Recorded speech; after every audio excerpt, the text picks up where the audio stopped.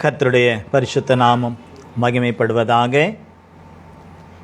யாத்ராகமம் புஸ்தகம் 34வது அதிகாரம் 10வது வசனம். Exodus chapter 34 verse 10.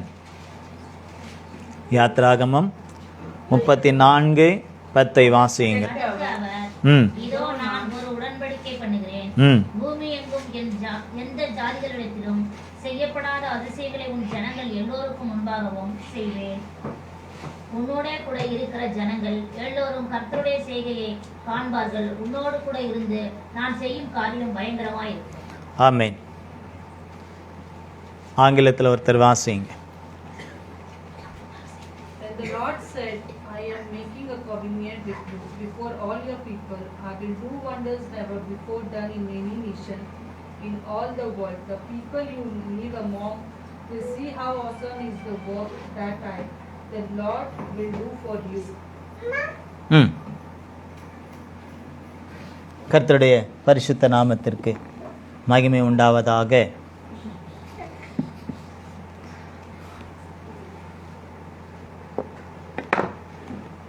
நாம் தலைகளை தாழ்த்தி நாம் செபிக்கலாம். கர்த்தருடைய ஆவியானவர் நம்மோடு கூட பேசட்டும். எல்லாரும் கேளுங்க. ஆவியானவரே என்னோடு கூட பேசும். நான் கேட்கிறவளாய் மாத்திரமல்ல, நீர் சொல்லிக் கொடுப்பதை என்னுடைய வாழ்க்கையில் அப்பியாசப்படுத்த, அதிலே நான் வளர்ந்து கனி கொடுக்க, உம்முடைய நாமத்தை மகிமைப்படுத்த எனக்கு கிருபை தாரும் என்று சொல்லி எல்லாரும் கேளுங்க. எல்லாரும் செபிங்க பார்க்கலாம். ஹல்லேலூயா. உம்மை நாங்கள் துதிக்கிறோம் ஆண்டவரே, உம்மை நாங்கள் ஸ்தோத்தரிக்கிறோம், உமக்கு நன்றி செலுத்துகிறோம். எங்கள் அன்பின் பரலோக பிதாவே, உமது குமாரனாகிய இயேசுவின் நாமத்தில் எமது பரிசுத்த ஆவியானவர் மூலமாக உமக்கு நாங்கள் நன்றி செலுத்துகிறோம். இப்பொழுதும் நீர் உமது குமாரனாகிய இயேசுவின் நாமத்தில் எமது ஆவியானவர் மூலமாக நீர் எங்களுக்கு இப்போது கொடுத்திருக்கிற இந்த யாத்ராகமம் 34:10 வசனத்தில் உள்ளதான மறைப்பொருள்களை நீர் எங்களுக்கு வெளிப்படுத்தி தந்து நாங்கள் அதிலே மகிழ்ந்து களி கூறவும், இந்த வார்த்தையிலே நாங்கள் வளர்ந்து கனி கொடுக்கவும் எங்களுக்கு வேண்டியதான கிருபைகளை நீர் தந்து நீர் ஆசீர்வதியும்.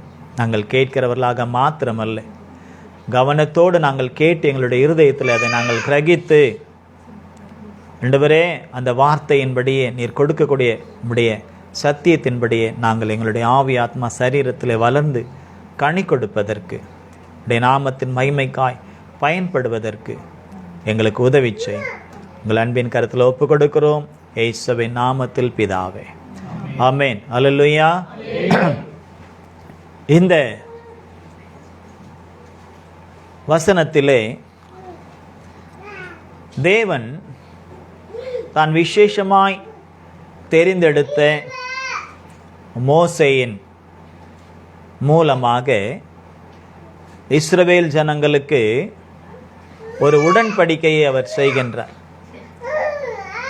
ஒரு உடன்படிக்கையை அவர் செய்கின்றார். இதோ நான் ஒரு உடன்படிக்கை பண்ணுகிறேன்.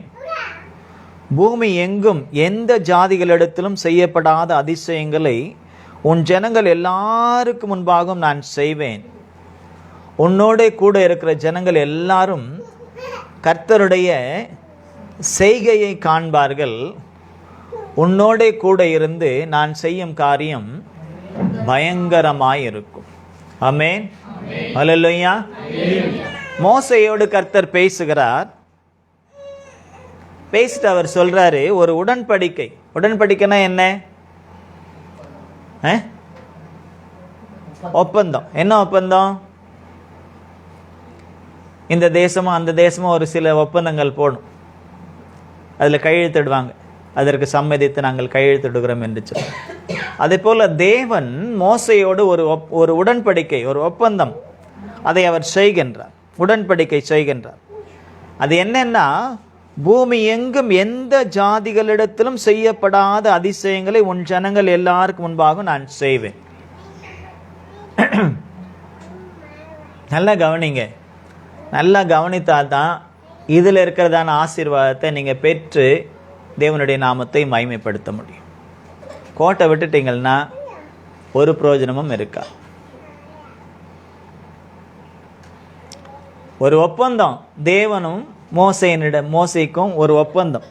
தேவன் தான் அந்த ஒப்பந்தத்தை கொண்டு வருகிறார், அந்த உடன்படிக்கையை கொண்டு வருகிறார். அந்த உடன்படிக்கையில் அதில் எழுதப்பட்டிருக்கிறது என்னன்னா, பூமி எங்கும் எந்த ஜாதிகளிடத்திலும் செய்யப்படாத அதிசயங்களை உன் ஜனங்கள் எல்லாருக்கும் முன்பாக நான் செய்வேன். உன்னோட கூட இருக்கிற ஜனங்கள் எல்லாரும் கர்த்தருடைய செய்கைகளை காண்பார்கள். நான் உன்னோட கூட இருந்து நான் செய்யும் காரியம் பயங்கரமா இருக்கும். இதுதான் ஒப்பந்தம், இதுதான் அந்த உடன்படிக்கை. என்ன உடன்படிக்கை, என்ன ஒப்பந்தம் இது? இப்போ ஒரு தேசம் இன்னொரு தேசத்தோடு ஒப்பந்தம் போடுறாங்க, உடன்படிக்கை பண்ணுறாங்கன்னா, நாங்கள் இவ்வளோ பெட்ரோல் கொடுக்குறோம், நீங்கள் எங்களுக்கு இவ்வளோ கோதுமை கொடுங்க, கிவ் அண்ட் டேக் பாலிசி இல்லையா? ஆனால் இங்கே என்ன, இந்த ஒப்பந்தத்தில் மோசே என்ன கொடுக்க போகிறார் அவருக்கு? தேவன் என்ன கொடுக்கிறார்?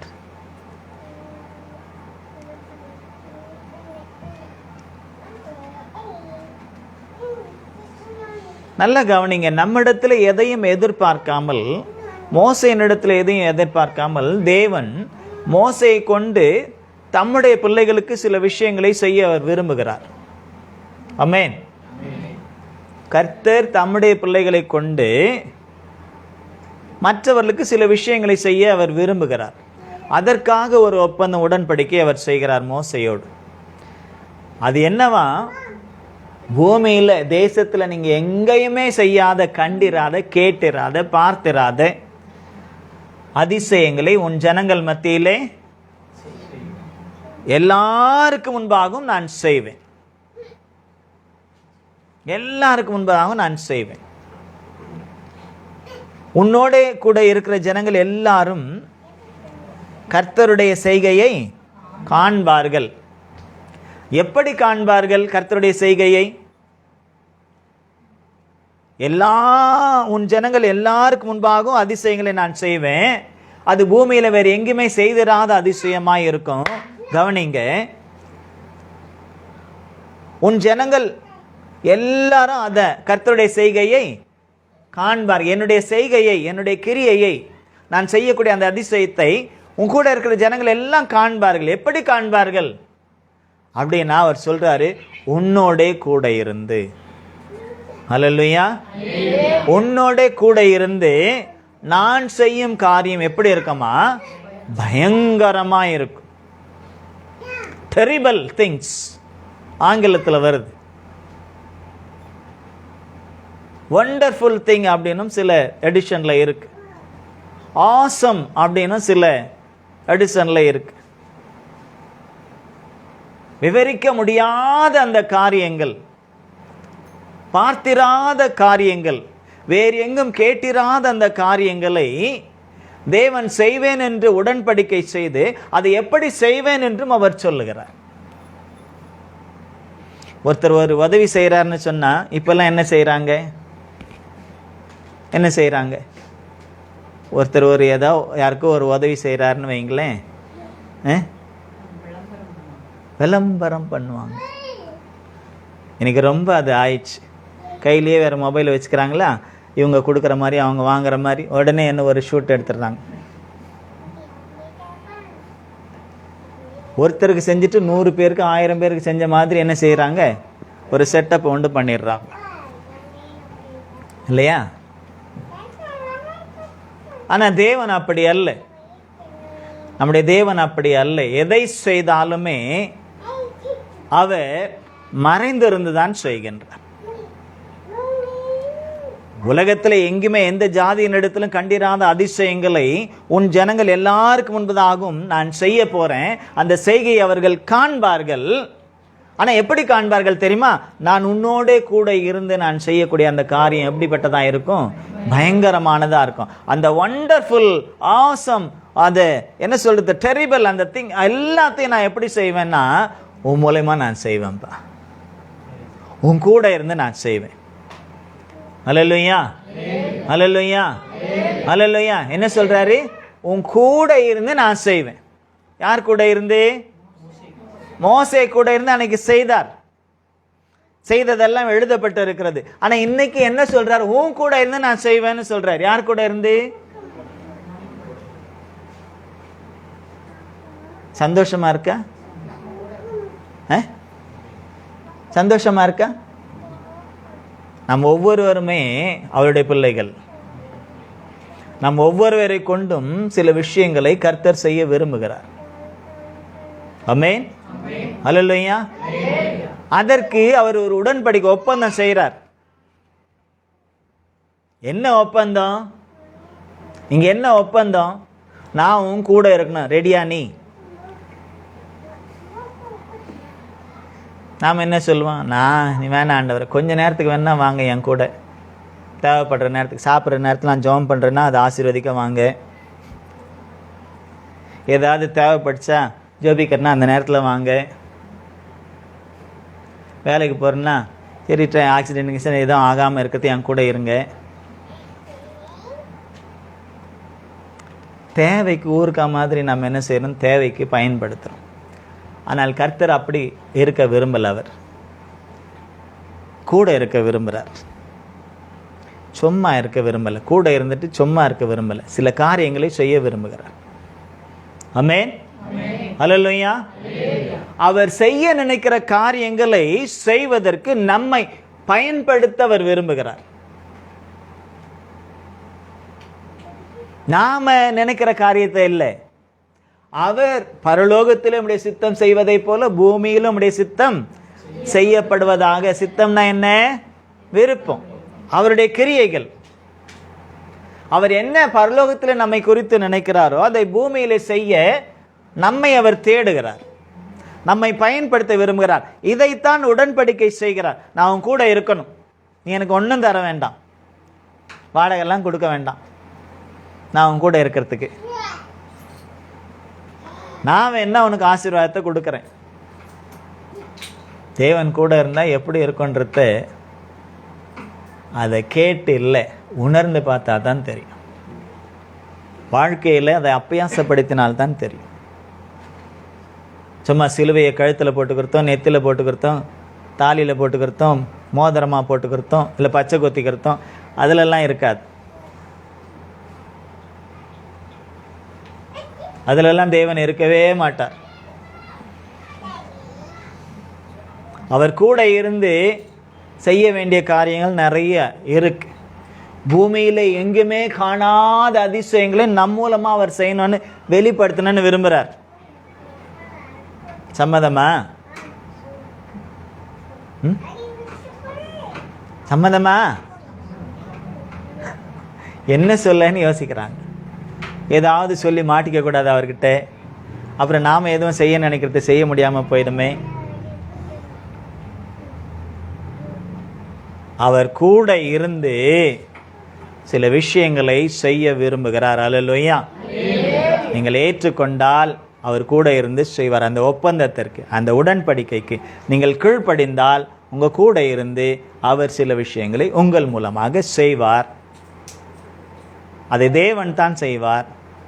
தேவனுடைய நாமத்திற்கு மகிமையும் உண்டாகும், உங்களுக்கும் ஆசீர்வாதம் உண்டாகும். அல்லேலூயா. ஆகவே அவர் செய்ய நினைக்கிறதான காரியங்கள் நம் மூலமாய் செயல்படுவதற்கு ஒரு ஒப்பந்தம், ஒரு உடன்படிக்கை அவர் மோசேயோடு செய்ததை போல இன்றைக்கு நம்மோடு அவர் செய்ய விரும்புகிறார். உங்களுக்குள்ளும் அதை செய்ய விரும்புகிறார், உங்கள் குடும்பத்திற்குள்ளும் செய்ய விரும்புகிறார், சபைக்குள்ளும் செய்ய விரும்புகிறார், நம்முடைய தேசத்திற்குள்ளும் நம்மை கொண்டு செய்ய அவர் விரும்புகிறார். அதற்கு நாம் என்ன செய்ய வேண்டும்? அந்த உடன்படிக்கைக்கு நாம் கீழ்ப்படிய வேண்டும். அந்த உடன்படிக்கைக்கு நாம் ஒத்து போக வேண்டும். எஸ்ன்னு சொன்னாதான் செய்வார், இல்லைன்னா செய்ய மாட்டார். அந்த உடன்படிக்கைக்கு நாம் ஒத்து போனால்தான் அவர் செய்வார். சும்மா இப்ப ஆமேன் போட்டுட்டு ஆராதனை முடிஞ்சோன்னு பழைய குருடி கதவை தரடின்ற மாதிரி அப்படி போறதுனால ஒரு பிரயோஜனமும் இருக்காது. சும்மா எமோஷனல்ல நம்ம தேவனுக்கு உடன்படிக்கைக்கு கை கொடுத்துடக்கூடாது.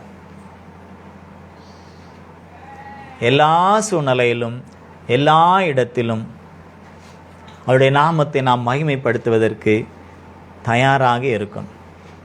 என்ன கஷ்டங்கள் வந்தாலும், நஷ்டங்கள் வந்தாலும், வேதனைகள் வந்தாலும், துன்பங்கள் வந்தாலும், துயரங்கள் வந்தாலும், கண்ணீர்கள் வந்தாலும், பாடுகள் வந்தாலும், உபத்திரவங்கள் வந்தாலும், நிந்தனைகள் வந்தாலும், அவமானங்கள் வந்தாலும், பலவிதமான நெருக்கங்கள் வந்தாலும், நமக்கு விரோதமான சத்ருவினுடைய போராட்டங்கள் வந்தாலும், நம்மை சுற்றி சுற்றி சூறாவளியைப் போல நமக்கு விரோதமான கிரியைகள் நடந்தாலும் கூட நாம் அவருக்கு கொடுத்த அந்த ஒப்பந்தத்திற்கு, அவர் நம்மோடு செய்த அந்த ஒப்பந்தத்திற்கு அல்லது அந்த உடன்படிக்கைக்கு உண்மையாக இருப்போம்னு சொன்னால் ஒன்றும் நம்மை மேற்கொள்ளாது.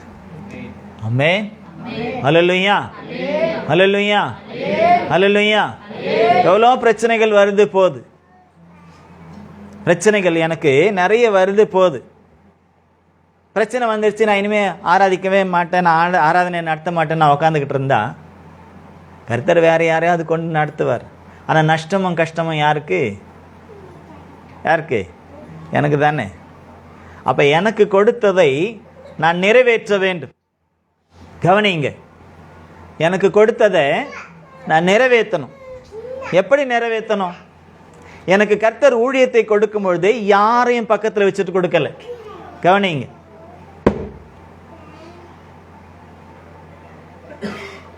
யாரும் சொல்ல முடியாது இவங்க தான் எனக்கு ஊழியத்தை கொடுத்தாங்க, இவங்க தான் எனக்கு ஊழியத்தை கொடுத்தா, நான் யாரையும் முன்வைக்கவும் முடியாது. கர்த்தர் நேரடியாய் கொடுத்தது, யாரையும் பக்கத்தில் வச்சுட்டு கொடுக்கல. அன்னைக்கு கர்த்தர் ஊழியத்தை கொடுக்கும்போது நீங்கள் யாரும் இல்லை, இருந்தீங்களா? ஆனால் கர்த்தருக்கு தெரியும் யார் யாரெல்லாம் கொண்டு வரணும். அப்போ எனக்கு திருமணம் ஆகலை, கர்த்தர் ஊழியத்தை கொடுக்கும் பொழுது எனக்கு திருமணம் ஆகலை, மனைவி இல்லை, பிள்ளைகள் இல்லை, யாரும் கிடையாது. இந்த ஊழியத்தை கொடுத்தவர் கர்த்தர், நடத்துகிறவரும் கர்த்தர். அப்ப யாருக்காகவும் யார் கொடுத்தாரோ அவருக்கு நான் உண்மையா இருக்கணும், இல்லையா? யார் கொடுத்தாரோ அவருக்கு நான் உண்மையா இருக்கணும். அவரைத்தான் நான் மகிமைப்படுத்தணும், அவருக்கு தான் நான் கணக்கு கொடுக்கணும். யாரையும் பிரியப்படுத்த முடியாது. யாரை நான் பிரியப்படுத்தணும்? எனக்கு ஊழியத்தை கொடுத்தவரை தான் நான் பிரியப்படுத்தணும். ஏனென்றால் அவர்தான் என்னோடு உடன்படிக்கை செய்திருக்கிறார். அவர் என்னோடு உடன்படிக்கை செய்திருக்கிறார். அந்த உடன்படிக்கைக்கு நான் உண்மையுள்ளவனாய் இருக்க வேண்டும். கவனிங்க, தயவு செய்து கவனிங்க. கவனிச்சாதான் அவர் சொல்ற வார்த்தை, அவர் கொடுக்கக்கூடிய சத்தியம் உங்களுக்குள்ளே நிறைவேற வேண்டும் என்று அவர் நினைக்கக்கூடியதான காரியங்கள் நிறைவேறும். இந்த நேரத்தில் நீங்கள் விளையாடிக்கிட்டு வேற காரியங்களை நீங்கள் செஞ்சுட்டு இருந்தீங்கன்னா அது கர்த்தர் என்ன துக்கப்படுத்துறது இல்லை, கர்த்தரை துக்கப்படுத்துறது.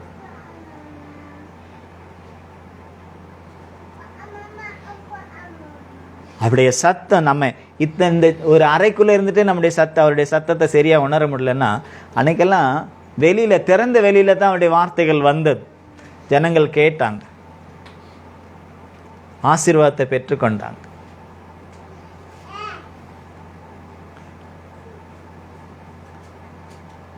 அவரோடு நம்மோடு அவர் உடன்படிக்கை செய்கிறார் என்றால் அந்த உடன்படிக்கையை நாம் கடைசி வரையிலும் நாம் காத்து கொள்ள வேண்டும். ஆமென். அதுல நாம உண்மையா இருக்கணும். இப்ப எனக்கு என் மனைவிக்கு ஒரு பிரச்சனை வருது, நான் கர்த்தரை ஆராதிக்க மாட்டேன், நான் ஊழியத்தை நான் நடத்த மாட்டேன், நான் விட்டுட்டு போனா அவங்களுக்கான உத்தரவாதம் கொடுக்கணும். எனக்கு கொடுத்தவர் கர்த்தர்.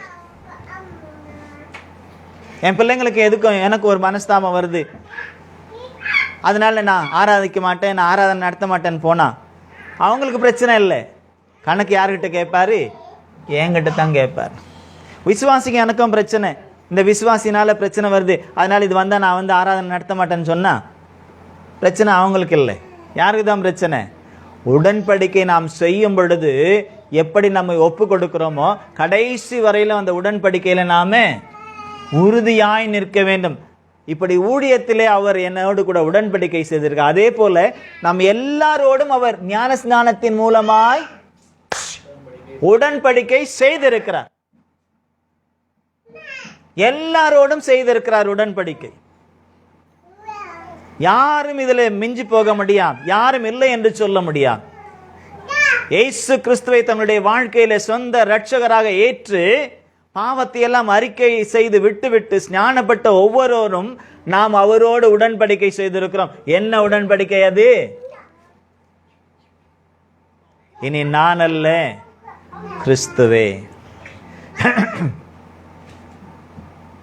இனி நான் அல்ல, கிறிஸ்துவே. அவருக்காகத்தான் நான் இதுவரையில் நான் உலகத்திற்கும் உலகத்தில் உள்ள பிசாசுக்கும் பிசாசின் கிரியைகளுக்கும் அந்நிய கிரியைகளுக்கும் நான் அடிமையாயிருந்தேன். இனிமேல் நான் அவருக்கு சொந்தமானவன். அல்லேலூயா, அல்லேலூயா. இனிமேல் நான் அவருக்கு மட்டுமே சொந்தமானவன். ஒரு மனைவி அல்லது ஒரு பெண் திருமணத்திற்கு முன்பு ஒரு நிச்சயதார்த்தத்தின் மூலமாக எவ்விதமாய் உடன்படிக்கை செய்கிறார்களோ, இவனுக்காக நியமிக்கிறேன் என்று, அதே போல நம்மையும் கூட அவர் என்ன செய்திருக்கிறார்? உடன்படிக்கை ஞான ஸ்நானத்தின் மூலமாக நித்திய விவாகத்திற்கென்று நம்மை என்ன செய்திருக்கிறாரு? நியமித்திருக்கிறார். நித்திய விவாகத்திற்கென்று நம்மை நியமித்திருக்கிறார். இந்த நித்திய விவாகத்திற்கென்று நம்மளை நியமித்திருக்கிறபடினால நாம் அவருக்கு எப்பவுமே உண்மை உள்ளவர்களாய், சாட்சி உள்ளவர்களாய், அவருடைய நாமத்தை மகிமைப்படுத்தக்கூடியவர்களாய் நாம் காணப்பட வேண்டும். அவருடைய நாமத்தின் மகிமைக்காக அந்த என்ன சொல்றது, அந்த உடன்படிக்கையில கடைசி மட்டும் நாம் உண்மை உள்ளவர்களாக, உறுதியுள்ளவர்களாக நாம் இருக்க வேண்டும்.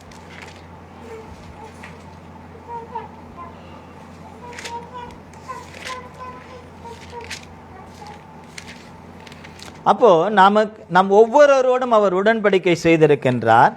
அப்போ இந்த உடன்படிக்கையிலே நாம் கடைசி மட்டும் உண்மையாய் இருக்கும் பொழுது தேவன் நம்மை கொண்டு செய்ய நினைத்தது தடைப்படவே தடைப்படாது.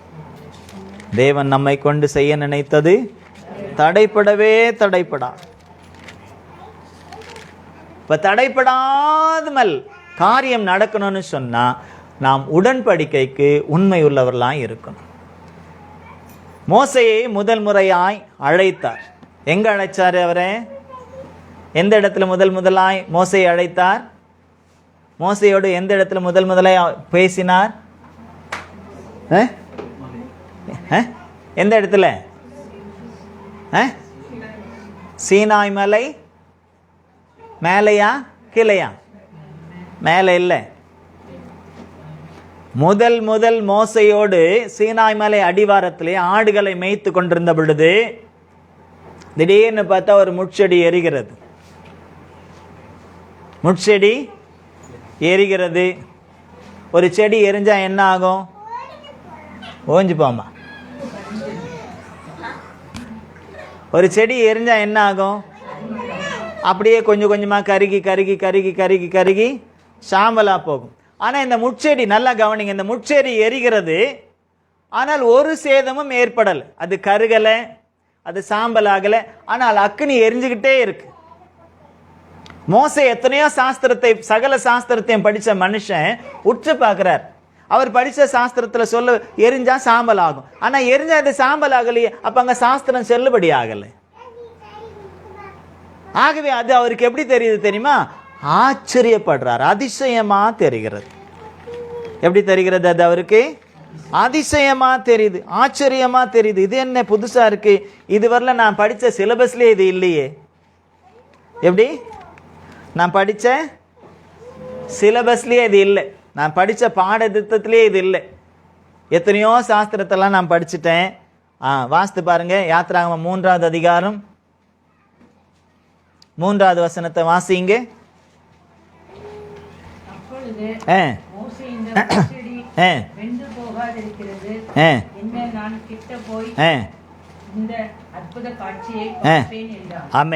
அப்பொழுது மோசே எந்த இடத்துல வசனத்தை வாசிக்கும் பொழுது எந்த இடத்துல நிறுத்தணும், எந்த இடத்துல நிறுத்தக்கூடாது அப்படின்னு பார்த்து வாசிக்கணும். அப்பொழுது மோசே, இந்த முட்செடி வெந்து போகாது இருக்கிறது என்ன? நான் கிட்ட போய் இந்த அற்புத காட்சியை பார்ப்பேன். அல்லேலூயா. அப்போ மோசேக்கு படிக்காத மனுஷன் இல்லை, நல்ல படித்த மனுஷன், அவருக்கு எல்லாம் தெரியும். அவர் பார்க்குறாரு, முட்செடி எரிகிறது, எரிஞ்சா எரிஞ்சிட்டு போட்டோம் அப்படின்னு அவர் நினைக்கல. ஆனால் அதில் பார்க்குறாரு, அது வெந்து போகல, கருகலை, சாம்பல் ஆகலை. அப்போ இது என்ன, இது ஆச்சரியமாக இருக்கு. ஆகவே அவர் கிட்ட போய் இந்த அற்புத காட்சியை நான் பார்ப்பேன்னு சொல்லிட்டு கிட்ட போகும் பொழுது 4வது வசனத்தை வாசிங்க. பார்க்கும்படி கிட்ட வருகிறதை கர்த்தர் கண்டார். முட்செடியின் நடுவில் இருந்து தேவன் அவனை நோக்கி மோசே மோசே என்று கூப்பிட்டார். அவன் இதோ அடியேன் என்றான். போதும். இப்போ முட்செடி, சாதாரண முட்செடி, அதில் அக்கினி எரிகிறது. கவனிங்க, அதில் அக்கினி எரிகிறது. ஆனால் செடிக்கு ஒரு சேதமும் ஏற்படலை. சகல சாஸ்திரத்தையும் கற்ற மோசே பார்க்கிறார், இது என்ன அதிசயம், நான் கற்ற வித்தைகள் ஒன்றுமே இதில் செயல்படவில்லையே, நான் கற்றுக்கொண்ட பாடங்கள் ஒன்றுமே இதுக்கு ஒத்து போகவில்லை, இது என்ன என்று பார்க்கும்போது அதுதான் அற்புதம். தேவன் செய்வது எப்பொழுதும் அப்படித்தான். நம்முடைய படிப்புக்கோ, நம்முடைய பண்பாட்டுக்கோ, நம்முடைய உலகத்தினுடைய கிரியைகளுக்கோ அது எந்த விதத்திலும் ஒத்தே போகாது. அது மேன்மையானது. உலகத்தின் காரியத்தோடு நம்ம சரி பார்க்கணும்னு சொன்னால் செட் ஆகாது. அது மேன்மையான ஒன்று. அதனால தான் அவர் உடன்படிக்கை பண்ணும்போது சொல்றார், பூமியில எங்கும் நீ கேட்டிராத, கண்டிராத, பார்த்திராத காரியங்களை நான் என்ன செய்ய, அதிசயத்தை நான் அப்படி செய்ய போறேன்னு உடன்படிக்கை பண்றார்.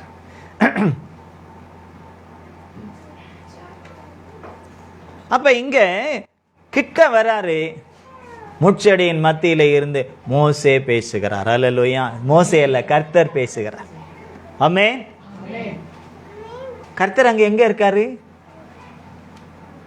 எங்க இருக்காரு? முட்செடியில தான் இருக்காரு. எங்க, எப்படி இருக்கிறாரு? அக்கினியா இருக்கா. இப்பதான் மோசேக்கு புரியுது, இந்த அக்கினி உலக அக்கினி அல்ல. உலகத்திலே நாம் அன்றாடம் சமையலுக்கு பயன்படுத்தக்கூடிய அல்லது விளக்குக்கு பயன்படுத்தக்கூடிய அக்கினி அல்ல. வசனம் சொல்லுது இல்லையா, தேவன் பட்சிக்கிற அக்கினியாய் இருக்கிறார். ஆமென். எதை பட்சிக்கிற அக்கினியாய் இருக்கிறாரு? இந்த முட்செடியை பட்சிக்கலையா அவரு? அப்படி பட்சிக்கிற அக்கினி அப்படின்னு இருந்தா அந்த முட்செடியை என்ன செய்திருக்கணும்? சாம்பலாய் இருக்கணும். ஆனா எரிக்கலையே. அப்போ இந்த பட்சிக்கிற என்ற அந்த வார்த்தை அது வேற காரியத்திற்கு பயன்படுகிறது. பாவத்தை பட்சித்து மனுஷனை நீதிமானாய் மாற்றுகிறவர், பாவியை நீதிமானாய் மாற்றுகிறவர். மனுஷனை பட்சிக்கிற அக்கினி அல்ல, மனுஷனுக்குள்ள இருக்கக்கூடிய கர்த்தருக்கு பிரியமில்லாத, அவர் விரும்பாத பிசாசின் கிரியைகளை, பாவ கிரியைகளை, சாப கிரியைகளை என்ன செய்கிறது? பட்சிக்கிறவர் அவர். அல்லேலூயா. இயேசு பாவத்தை தான் வெறுக்கிறார், பாவியை அல்ல. அதுக்காக பாவம் செய்யலாமா? செய்யக்கூடாது, விட்டுடுன்னு தான் சொல்றார். இனி பாவம் செய்யாது சொல்லிக்கிட்டே இருப்பார். கேட்கலன்னா அப்புறம் எங்க பிடிப்பாருன்னு தெரியாது நமக்கு. அப்ப மோசே கிட்ட போறார், கர்த்தர் பேசுறார். முட்செடியின் நடுவில் இருந்து கர்த்தர் பேசுறார். கர்த்தருடைய சத்தம் வேறு வருது. என்ன வருது? பேரை சொல்லி வருது. மோசே மோசே. என் முன்னால காவேரி தான் இருக்கு. கர்த்தருடைய வார்த்தை வருது. அதை ஏற்றுக்கொள்ளும் பொழுது ஆசீர்வாதம். காவேரிக்கு ஒரு வார்த்தை வருது அவளுடைய வாழ்க்கையை குறித்து. அதை அவள் ஏற்றுக்கொள்ளும் பொழுதுதான் ஆசீர்வாதம். ஆமென். இப்பொழுது இருப்பது வாழ்க்கை அல்ல, இனிமேல் அவர் கொடுக்க போறதுதான் வாழ்க்கை என்று அவர் சொல்லும் பொழுது, அதை ஏற்றுக்கொள்ளும் பொழுது அவளுக்கு அது ஆசீர்வாதம். ஆமென். மனசுல ஒன்று இருக்கும், அம்மா மனசுல ஒன்று இருக்கும், பாட்டி மனசுல ஒன்று இருக்கும், பக்கத்தில் உட்காந்துருக்க ராஜன் மனசுலையும் ஒன்று இருக்கும். அக்காவுக்கு, அக்காவா தங்கச்சா, தங்கச்சா அக்கா, அக்காவுக்கு எப்படி செய்யணும்ன்ட்டு இல்லையா, அம்மாவுக்கு ஒன்று, மகளுக்கு எப்படி செய்யணும், பாட்டிக்கு எப்படியாவது என் பேத்தியினுடைய பார்க்காம நான் என்ன செய்யக்கூடாது, போகக்கூடாது அப்படின்னு இருக்கும். ஒவ்வொருத்தருக்கும் ஒவ்வொன்று இருக்கும். இவன் மனசுல ஒன்று இருக்கும். அப்ப எதை அவர் நிறைவேற்ற நினைப்பார்? நம்ம எல்லாம் நம்முடைய காரியத்தை தான் பார்ப்போம். இது இருந்தால் எப்படி, இப்படி இருந்தால் அப்படி, அப்படி இருந்தால். ஆனால் நம்ம எல்லாம் பார்க்குற பார்வையெல்லாம் எவ்வளோ தூரத்துக்கு போகும்? எவ்வளோ தூரம் போகும்? இப்போ காவேரியே பார்க்குறா ஒரு காரியத்தை, எவ்வளோ தூரம் போகும்? அது சொல்ல முடியுமா? முடியாது. அம்மா பார்க்குறாங்க பெண்ணுக்கு, ஓ எவ்வளோ தூரம் போவோம்? அந்த மாப்பிள்ளையை அப்போ தான் பார்ப்போம். எவ்வளோ தூரம் போவோம்? ஃப்யூச்சர் எல்லாம் இனிமே வரக்கூடிய காரியத்தெல்லாம் பார்க்க முடியுமா நம்மளால? பார்க்க முடியாது. ஆனால் அதை பார்க்கிறவர் கர்த்தர் மாத்திரமே. அல்லேலூயா. இந்த மகளுக்கு என்ன வாழ்க்கை அவர் வைத்திருக்கிறார், அந்த வாழ்க்கைக்கு அவள் ஒப்பு கொடுக்கும் பொழுது அவளுடைய வாழ்க்கை செழிப்பாக இருக்கும். ஆமென். அல்லேலூயா. விசுவாசிக்கிறியா? நம்புறியா? ஆமென். நம்பினா சீக்கிரமா எல்லாம் நடக்கும். ஒவ்வொரு நாளும் நாம் கர்த்தருடைய முகத்தை நோக்கி பார்க்க வேண்டும். அவர் கையில இருப்பது நன்மை, தீமை என்பது அவருக்கு இல்லை. தீமையை பார்க்க மாட்டாத சுத்த கண்ணு. அதற்காக அவர் எதையும் கேட்கிற தேவனும் இல்லை. எனக்கு ஒரு லட்சத்து ஒரு ரூபாய் கொடுமா தட்சணை அப்படின்னு கேட்கிறவரு இல்லை. உனக்கு இந்த பரிகாரம் பண்ண, அந்த பரிகாரம் பண்ண, அதுக்கெல்லாம் இந்த பணம் கொடுன்னு கேட்கிற ஊழியக்காரனும் நானும் இல்லை. ஆமென். அல்லேலூயா. கர்த்தர் சொல்வதை ஏற்றுக்கொண்டால் ஆசீர்வாதம் அது நீடித்த ஆயுளை கொடுக்கும். நீடித்த ஆசீர்வாதத்தை, அதாவது நம்ம பார்க்கறது இப்போ பாட்டி கூட என்ன சொல்லுவாங்க, என் பேத்தி கல்யாணத்தை பார்த்தா போதும். ஆனால் அவர் நினைப்பா பேத்தியினுடைய பேத்தியை கூட பாரு அப்படின்னு அவர் வைப்பார். இல்லை, நமக்கெல்லாம் எப்பவுமே கொஞ்சம் சுருங்கினது தான் நம்முடைய நினைவுகள் எல்லாம், நம்முடைய எண்ணங்கள் எல்லாம். ஆனால் தேவன் தலைமுறைகளை பார்க்கிற தேவன். யாரை கொண்டு எப்படிப்பட்ட ஆசீர்வாதத்தை கொடுக்க வேண்டும் என்று சொல்லி, எப்படிப்பட்ட தலைமுறைகளை உருவாக்க வேண்டும் என்று சொல்லி கர்த்தர் விரும்புகிறார். அதை அவர் செய்ய வல்லவராயிருக்கிறார். ஆமென். ஹல்லேலூயா. அப்போ மோசேயை கூப்பிடுறார், பேர் சொல்லி கூப்பிடுறார். மோசேக்கு ஆச்சரியம், இந்த வனாந்தரத்தில் முச்செடி நடுவில் இருந்து அக்னியை தான் பார்க்குறோம், திடீர்னு பார்த்தா நம்மளை பார்த்து மோசேன்னு கூப்பிடுறாரு. யார் இந்த அக்னியில்? அவரை காண முடியவில்லை. அக்னியை பார்க்க முடிந்தது, அவருடைய கிரியைகளை பார்க்க முடிந்தது, அவரை பார்க்க முடியவில்லை. இதோ அடியேன் என்கிறார் இவர். உடனே அப்போது அவர் சொல்றார், இங்கே கிட்டி சேராயாக, உன் கால்களில் இருக்கிற பாதரட்சையை கழற்றி போடு, நீ நிற்கிற இடம் பரிசுத்த பூமி. அல்லேலூயா. கர்த்தர் ஒரு இடத்துல இறங்கிட்டா அது பரிசுத்தம். அது வரல சீனாய் வனாந்தரம் ஒரு வனாந்தரம் அது. ஆனால் இப்போது அங்க கர்த்தர் இறங்கினதுனால அது கர்த்தருடைய பூமியாய், கர்த்தருடைய பரிசுத்த நகரமாய், கர்த்தருடைய பரிசுத்த பூமியாய், பரிசுத்த இடமாய் அது மாறி விடுகிறது. அல்லேலூயா. அல்லேலூயா. நீங்களும் நானும் அதே மாதிரி வனாந்தரமான ஒரு பூமி தான். மண்ணு தானே, நம்ம மட்டி தானே, மண்ணு தானே. மண்ணானவனே நீ மண்ணுக்கு திரும்புவாய்னு நல்ல ஒரு வார்த்தை நம்ம வரமா வாங்கி வச்சிருக்கோம். தேவன் உருவாக்கும் போது அப்படி சொல்லலை, பாவத்தால பெற்றுக்கொண்டது அது. ஆனாலும் இதை அவர் பரிசுத்தப்படுத்த விரும்புகிறார். அல்லேலூயா. இந்த மண்ணான சரீரம் மண்ணுக்கு போவதற்கு முன்பதாக இதை பரிசுத்தப்படுத்தி இதை பொன்னாக மாற்றி விண்ணுக்கு அழைத்துக் கொள்ள அவர் விரும்புகிறார். ஆனால் நாம தான் விட மாட்டேன்றோம். எப்போ மண்ணாவே இருக்கட்டும் ஆண்டவரே, எப்பவும் சாக்கடை தண்ணி ஓடட்டும், இதில் எப்பவும் குப்பை கூலங்க நிறைஞ்சிருக்கட்டும், எப்பவும் அசுத்தம் நிறைஞ்சிருக்கட்டும். நீங்கள் ஏன் பரிசுத்தப்படும்? உங்களுக்கு ஏன் அந்த வேலை?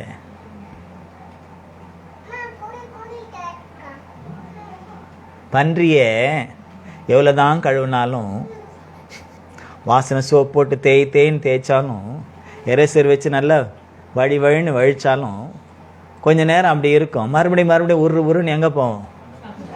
அங்கே தான் போவோம். நான் சொல்லலை, வசனம் சொல்லுது. கழுவப்பட்ட பன்றி மறுபடியும் சேற்றிலே பொருள செல்வது போல நீங்க சொல்லக்கூடாதுன்னு சொல்றார்.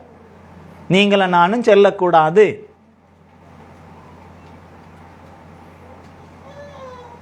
அப்போ கெட்ட நிலம்தான், வனாந்தரம் தான், ஒன்றுக்கும் பயன்படாத ஒரு இடமாய்த்தான் இருக்கிறது. ஆனால் தேவன் அந்த இடத்துல இறங்கிட்டா அது என்ன ஆயிடுது? பரிசுத்தமாகுது. அந்த அக்கினி என்ன செய்து அந்த இடத்துல இருக்கிற அந்த அசுத்தத்தை எல்லாம், அந்த பாவத்தை எல்லாம், அந்த சாபத்தை எல்லாம் என்ன செய்தது? சுட்டெரிக்கிறது. அங்கே இருந்த அந்த இடத்தை பரிசுத்தமாக்கின அந்த அக்கினி செடிக்கு ஏதாவது மோசத்தை கொடுத்ததா? செடி அப்படியே தானே இருந்தது. அதே போல் தான் நமக்குள்ளே அவர் இறங்கும் பொழுது, அக்கினியாய் அபிஷேகமாய் அவர் நமக்குள்ளே இறங்கும் பொழுது, நமக்குள்ளே ஒரு பெரிய சுத்திகரிப்பை நம்முடைய ஆவியிலே, ஆத்மாவிலே, சரீரத்திலே அவர் உண்டு பண்ணுகிறார். ஆமென். எதற்காக? அவர் கூட இருக்க வேண்டும் என்பதற்காக. நீங்கள் வரத்துக்கு முன்னால் இதெல்லாம் பெருக்கி கொண்டு போய் எடுத்து எல்லாத்தையும் போட்டுக்கிட்டு ரெடியாக வைக்கிறவங்களுக்கு யார் தெரியாது. உங்களுக்கு யார் பெருக்கிறாங்க, யார் அதெல்லாம் செய்தாங்கன்னு தெரியாது. பார்த்ததும் இல்லை, கேட்க பொறுத்தும் இல்லை, வந்து செய்ய பொறுத்தும் இல்லை. அதெல்லாம் செய்தால் கர்த்தருடைய நாமத்துக்கு மகிமை உண்டாங்க, கணக்கில் ஏதாவது சேரும்.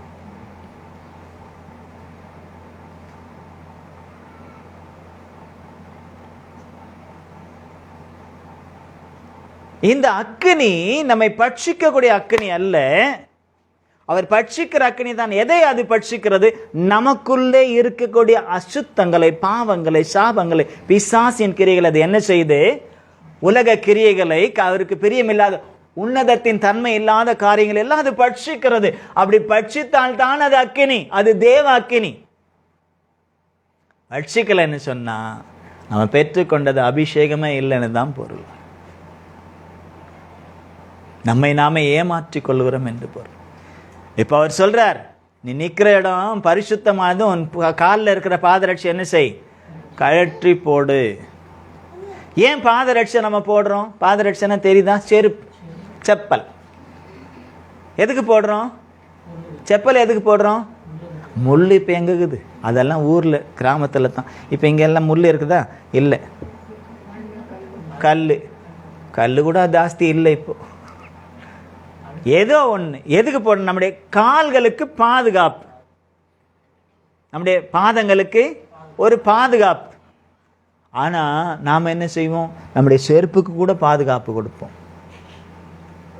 இப்போ நம்ம செருப்பு போட்டிருக்கோம், ஷூ போட்டிருக்கோம், அப்படியே அங்கே கொஞ்சம் சாக்கடை இருக்கு, அங்கே கொஞ்சம் தண்ணி நிற்குதுன்னு அப்படியே போய் நிற்போம். நம்ம அதை தாண்டி, செருப்பு தான் நான் போட்டிருக்கேன்னு, அதெல்லாம் அப்படியே நான் போவோம்னு நினைப்போமா? ஒரு அசுத்தம் இருக்குது, அதை மெரிச்சிட்டே போவோம் நம்ம நினைப்போமா? இல்லை. அந்த செருப்புக்கு கூட நம்ம என்ன செய்வோம்? அதில் கூட அது பற்று, நம்ம போட்டிருக்கிறது நம்ம பாதத்துக்காக, அதில் பட்டாலும் பரவாயில்லன்ட்டான். ஆனால் அந்த செருப்புக்கு கூட படக்கூடாதுன்னு தான் நம்ம தாண்டி காலை வைக்கிறோம். நிற்கிறோமா இல்லையா? செருப்புக்கு கொடுக்குற காரியம் கூட சில நேரத்தில் கர்த்தருக்கு கொடுக்கறது இல்லையே.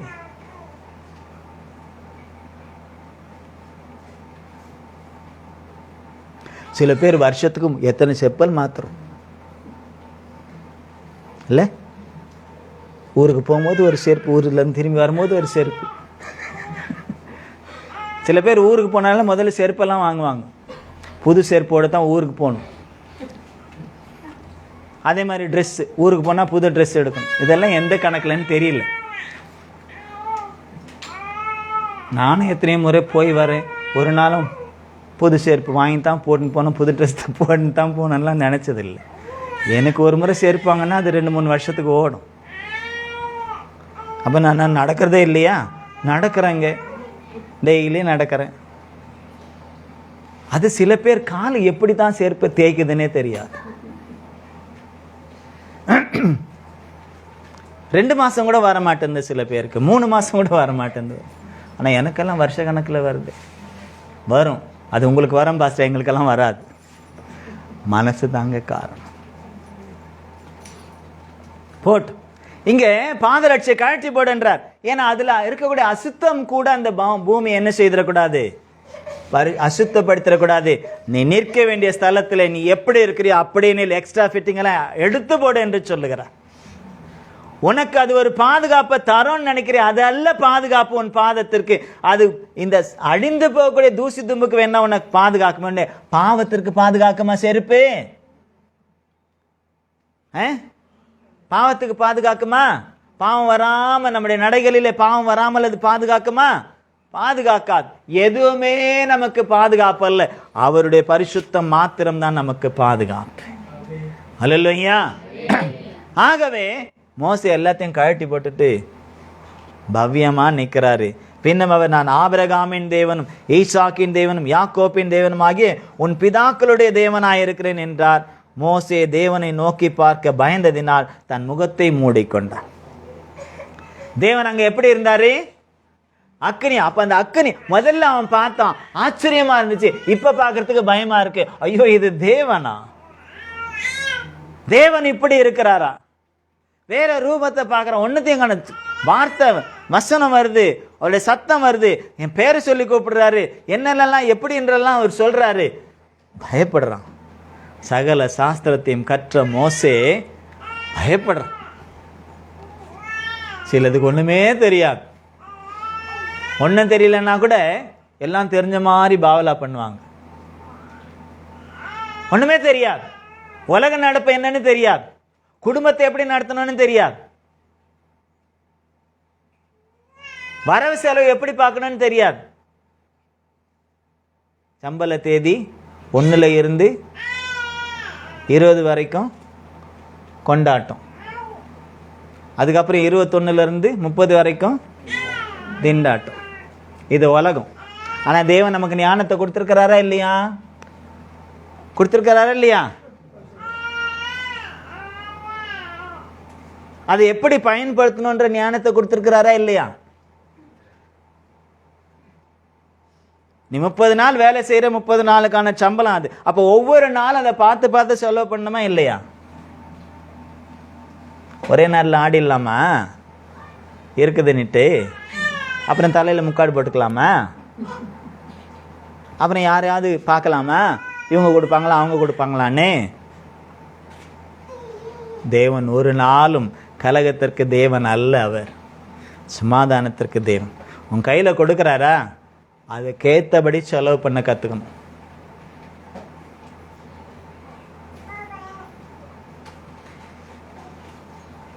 $10,000 வருதுன்னா 1 லட்சத்துக்கு பட்ஜெட் போடக்கூடாது இல்லையா? 10,000 வருதுன்னா அந்த 10,000 வச்சு அந்த 30 நாள் எப்படி ஓட்டணுன்னு தான் பட்ஜெட் போடணும். பட்ஜெட் கூட போட வேணாம். கர்த்தர்கிட்ட கேட்டு அவர் சொல்கிறபடி நடந்தாலே போதும். நம்ம பட்ஜெட் எல்லாம் ஒன்றுத்துக்கும் உதவாது. நம்ம நிர்மலா சீதாராமன் போடுறாங்க பட்ஜெட், ஏதாவது நமக்கு பிரயோஜனப்படுதா? மறுபடியும் அவங்க தான் நிதியமைச்சராக இருக்காங்க. எலெக்ஷனில் நிற்கலை, போட்டியிடலை, எவ்வளோ ஈஸியாக உள்ளே வந்துடுறாங்க பாருங்க. சட்டத்திட்டங்களை எல்லாம் மாற்றணும் தேசத்தில். அப்புறம் எலெக்ஷன் எதுக்கு? தேர்தல் எதுக்கு? செலவு பண்ணி தேர்தல் வைக்கிறது எதுக்கு? எல்லாரும் அவங்கவுங்க இஷ்டத்துக்கு இருந்துட்டு போகலாம்ல. இதெல்லாம் கேட்டால் நம்ம மேலே திருப்பிடுவாங்க.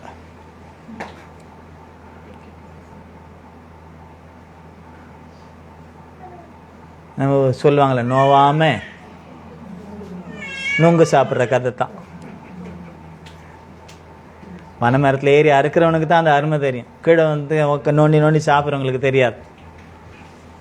நல்லா இருக்கு நல்லா இருக்கு. அவன் எவ்வளோ கஷ்டப்பட்டு ஏறி தொடையை தேய்ச்சிக்கிட்டு காலை தேய்ச்சிக்கிட்டு இறங்குறான்னு அவனுக்கு தான் தெரியும்.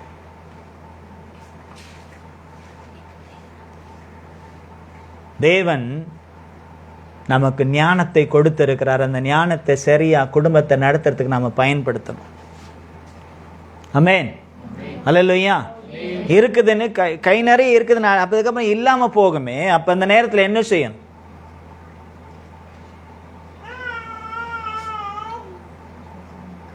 உலகம் 1000 கதைகள் சொல்லும், அது நமக்கு வேண்டாம். கர்த்தர் என்ன சொல்றார்? வரவுக்கேத்த செலவு செய்யணும். ஆமென். அல்லேலூயா. வரவுக்கேத்த செலவு செய்யணும். உன் கரத்துல கொடுக்கப்படுறதுக்கு தான் கர்த்தர் கேட்பார், கணக்கு கேட்பார். அது எப்படி நீ செலவு பண்றன்னு கணக்கு கேட்பார். எப்படி செலவு பண்ணேன்னு அவருக்கு தெரியும். நாம எதையும் மறைக்க முடியாது. அப்ப 30 நாளுக்கு உன் கரத்துல கொடுக்கப்படும். அந்த 30 நாளைக்கு நீ சரியா அதை யூஸ் பண்ணு. அதை எப்படி யூஸ் பண்ணுமோ அந்த ஞானத்தை கர்த்தரிடத்துல கேட்டு தெரிந்து கொள். கர்த்தர் அதுக்கு வேண்டியதான கிருபைகளை கட்டளையிட்டு தருவார். ஆமென்.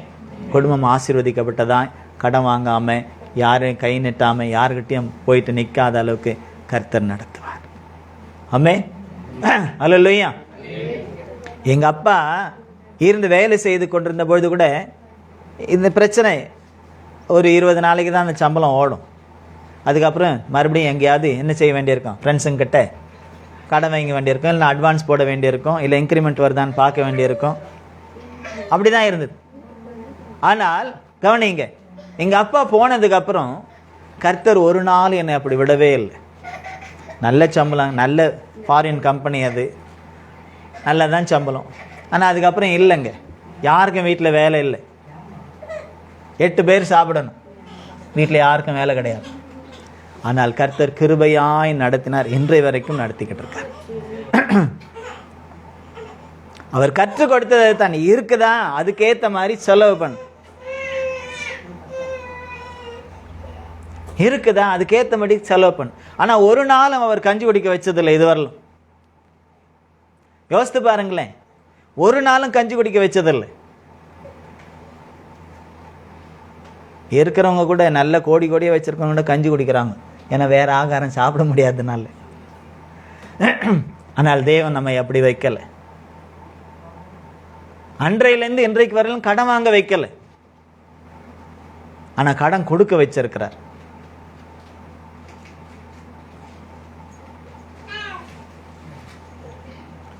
அப்ப இது எனக்கு மட்டுமல்ல, நாம் தேவனை சரியாய் புரிந்து கொண்டு அவரோடு கூட இணைந்து கொண்டால் நம்மை அவர் சரியாய் நடத்துவார். இன்னைக்கு நம்ம கூட அவர் செய்ய நினைக்கிற உடன்படிக்கை தான், நான் உன் கூட இருந்து உன் கூட நான் கிரியை செய்யணும், ரெடியா? அதுதான் எனக்கு கேட்கிறார். மோசேக்கு அதான் சொன்னார். மோசே மோசேன்னு கூப்பிட்டு எதுக்கு? விளையாட்டு காட்டுறதுக்கா? அவனோடு கூட உடன்படிக்கை, நான் உன் கூட இருக்க போறேன்ப்பா, உன் கூட இருந்து நான் செய்யக்கூடிய காரியம் பயங்கரமா இருக்கும். அது யாருக்கெல்லாம் பயங்கரமா இருக்கும்? உன்னுடைய ஜனங்கள் எல்லார் மத்தியிலும், உன் ஜனங்கள் எல்லார் மத்தியிலும் இந்த பூமியிலே செய்யாத அதிசயமான காரியங்களை நான் செய்வேன். அது எப்படி? உன் கூட இருந்து நான் செய்ய போறேன். இப்ப மோசே கிட்ட கடவுள் எப்படி இருப்பார்னு கேட்டா என்ன சொல்லுவாரு? எப்பா எனக்கு தெரியாது, அக்னி எரிஞ்சிச்சு, அங்க இருந்து தான் சத்தம் வந்துச்சு, அவரை நான் பார்த்ததில்லை, நான் பார்த்ததில்லை. அமத்துங்க 2 பேர்ல யாராவது ஒருத்தர், அவளுக்கு தான் காது கேட்காது. பாட்டி கொஞ்சம் பார்த்துக்கங்க.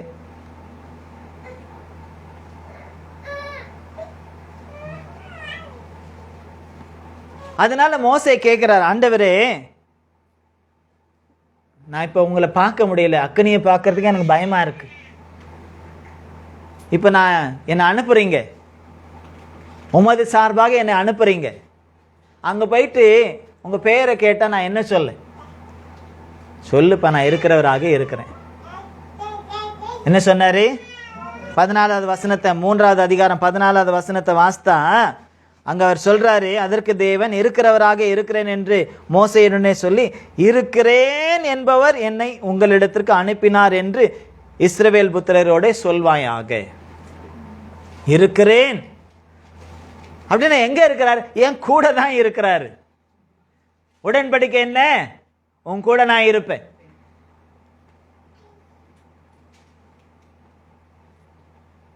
அப்ப இருக்கிறேன்னா எங்க இருக்காரு? என் கூட இருக்கிறார்.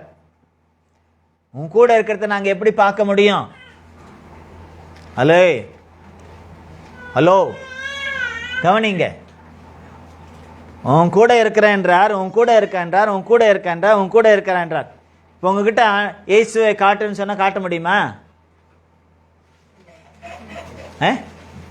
இந்த பார் சிலுவையில் இருக்காருன்னு காட்ட முடியுமா? அவர் சிலுவையில் அன்னைக்கே இருந்து இறக்கிட்டாங்க, அடிச்சு அன்னைக்கே சாயந்தரமே என்ன செய்துட்டாங்க? சிலுவையிலேருந்து இறக்கிட்டாங்க. இன்னும் அவர் சிலுவையில் இல்லை. சரி, சிலுவையை காட்ட முடியுமா? சிலுவையே வேணான்ட்டு அவர் போயிட்டார், அவர் பரலோகத்துக்கு. அது ஒன்றும் அவர் பெரிய சொத்து இல்லை. சிலுவனை இயேசுவின் சொத்து நான் சொல்லிட்டு போனார், என் சொத்தை அப்போ பத்திரமா பாதுகாக்க சொல்லிட்டு போனார். தேவையே இல்லை அதெல்லாம்.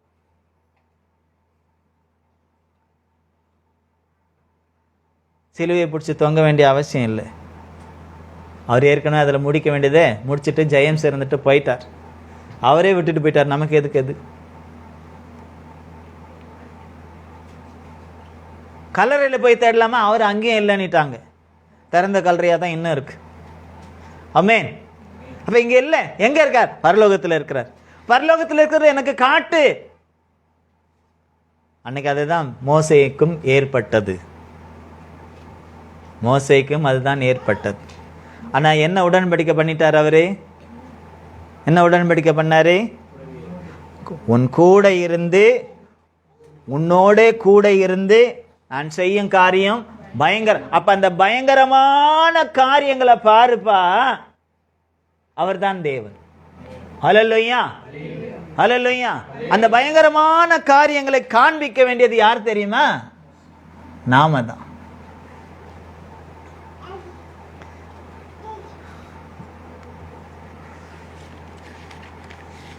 தேவன் மோசையை அவர் ரெடி பண்ணி அனுப்பும் பொழுது 4வது அதிகாரத்துக்கு வாங்களேன். 4வது அதிகாரத்துக்கு வாங்க.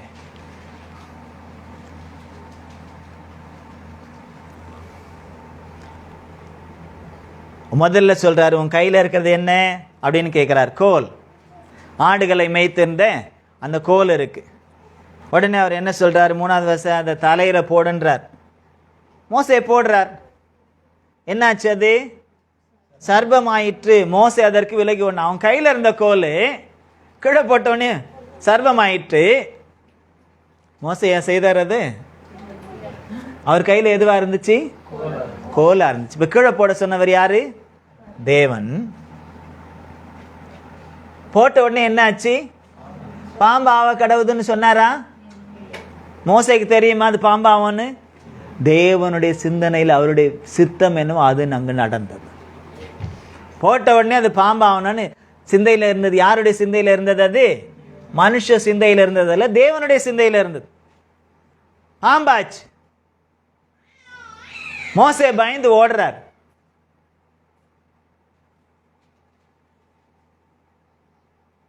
இப்ப மறுபடியும் அவர் சொல்றாரு, உன் கையை நீட்டி அதன் வாழை பிடி. இது என்னப்பா? கோலை பிடிக்கவா வாழை பிடிக்கவா? அவர் கையில் இருந்த கோல் தான் சர்பமாயிருக்கு. இப்போ கர்த்தர் சொல்றாரு வாழை பிடின்றாரு. பிடிக்க முடியுமா? பிடிக்க முடியுமா? இன்னைக்கு நம்ம வாள் கூட தாங்க போராடிக்கிட்டு இருக்கோம். தலை நசுக்கப்பட்டு போச்சு. இன்னைக்கு நம்ம வாளோட தான் போராடிக்கிட்டு இருக்கோம். வாழை தான் பிடிக்க சொல்றார். நம்ம வாழை பிடிக்கிறதுக்கே நம்ம பயப்படுறோம். என்ன ஆயிடுமோ? ஒரு சொப்பனை வந்துட்டாலே பயம். ஐயோ என்ன நடக்குமோ? வாழை பிடிக்கிறதுக்கே பயம். ஆனா பிடிக்க சொல்றார், பிடிக்கும். மோசே பிடித்தார், மறுபடியும் கோல் ஆயிற்று. அல்லேலூயா. இப்ப பாக்குறாரு அவருடைய கரத்துல அவருடைய கோல் தான் இருக்கு. இப்ப பாம்பு எங்க போச்சு? அதுவும் அங்கதான் இருக்கு. கோலா வாலா சர்பமா என்ன? அது பிடிக்கும் போதெல்லாம் என்ன ஞாபகம் வர? அவர் என் கையில கோல் இருக்கா சர்பம் இருக்கா? தேவன் அதற்கு வேண்டிய தைரியத்தையும் அவர் கொடுக்கிற தேவனாக இருக்கிறார். ஆமென். ஹல்லேலூயா. அதுக்கப்புறமா அவர் சொல்றாரு, உன் கையை உன் மடியில போடுப்பா. உன் கையை என்ன செய்? உன் மடியில போடு. மடியில போடுறாரு. எதுக்கு போட சொல்றாருன்னு கேட்கல. மடியில போடுனா போடுறார். போட்டுட்டு இப்ப வெளியேடுன்றார். வெளியெடுத்த உடனே என்னாச்சு? அவருடைய கை என்னாச்சு? கையில என்னாச்சு? 6வது வசனத்தை பார்க்கும்பொழுது, அவன் கை உறைந்த மழையை போல வெண்குஷ்டம் பிடித்திருந்தது. மோசேக்கு தெரியுமா தன் கை வெண்குஷ்டம் அவன்ட்டு? தெரியாது. அப்ப அது யாருடைய சிந்தனையில் இருந்தது? தேவனுடைய. மறுபடியும் அவர் சொல்றார், உன் கையை மறுபடியும் அந்த வெண்குஷ்டம் நிறைந்த கையை மறுபடியும் உன் மடியில போடு. மோசேக்கு தெரியாது, என்ன ஆகுமோ தெரியாது. ஆனா மடியில போடுறார். மறுபடியும் எடுத்து பார்த்து மறுபடியும் நார்மல் ஆயிடுச்சு. கை சாதாரண கையாய் போச்சு. எதுக்கு இதை செய்ய சொல்றாரு? எதுக்கு இதை செய்ய சொன்னாரு? நான் உன் கூட இருக்கிறேன்றத உறுதிப்படுத்துவதற்கு. அல்லேலூயா. நான் உன் கூட இருக்கிறேன்றத உறுதிப்படுத்துறதுக்கு எத்தனையோ காரியங்களை நமக்கு அவர் செய்து செய்து கூட இருக்கிறேன்னு உறுதிப்படுத்தியும் கூட நிறைய நேரத்தில் நம்ம மறந்தே போயிடுறோம். உண்மைதானே? எத்தனை செய்திருப்பார், எத்தனை காரியங்கள் நமக்கு சொல்லி கொடுத்திருப்பார், எத்தனை விதமாக பேசியிருப்பார். யாரும் இருந்திருக்க மாட்டாங்க. கர்த்தர் பேசியிருப்பார், பலப்படுத்தி இருப்பார். மறுபடியும் அதே பலவீனம் வரும்போது ஐயோன்னு நிற்போம். நம்ம அவரை நினைக்கவே மாட்டோம். நினைக்க மாட்டோம். பிசாசு சில நேரத்தில் சொல்லுவோம் அவ்வளோதான் வாழ்க்கை முடிஞ்சு போச்சுன்னு. ஆனால் ஏற்கனவே அப்படி முடிஞ்சு போன ஒரு வாழ்க்கையை நமக்கு திருப்பி கொடுத்தாருன்னு நம்ம நினைக்க மாட்டோம். அப்படியான்னு உக்காந்துருவோம்.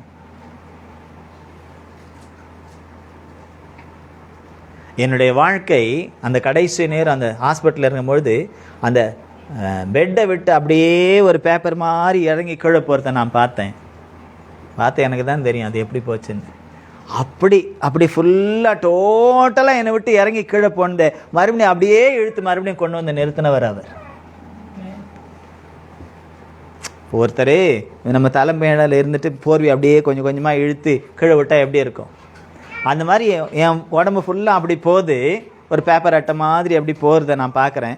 மறுபடியும் அதை அப்படியே ஆண்டவரே நான் கத்தும்போது மறுபடியும் அதை அப்படியே என்னை வந்து அப்படியே மூடுறத நான் பார்க்குறேன். அதை செய்தவர் அவர். அதுக்கப்புறம் எத்தனையோ முறை இந்த மாதிரி போராட்டங்கள் வந்த பொழுதும் கூட அந்த நினைப்பு தான், இழுத்து போத்தினவர் மறுபடியும் என் கூட தான் இருக்கிறார். அல்லேலூயா. போத்துறதுக்கு முன்னாலே அப்படி இருக்கிறதுக்கு முன்னாலேயும் இருந்த பின்னால் அவர் சொன்ன ஒரே ஒரு வார்த்தை, நான் கூட இருக்கிறேன். அவர் இருக்கவ நமக்கு பயமேன்.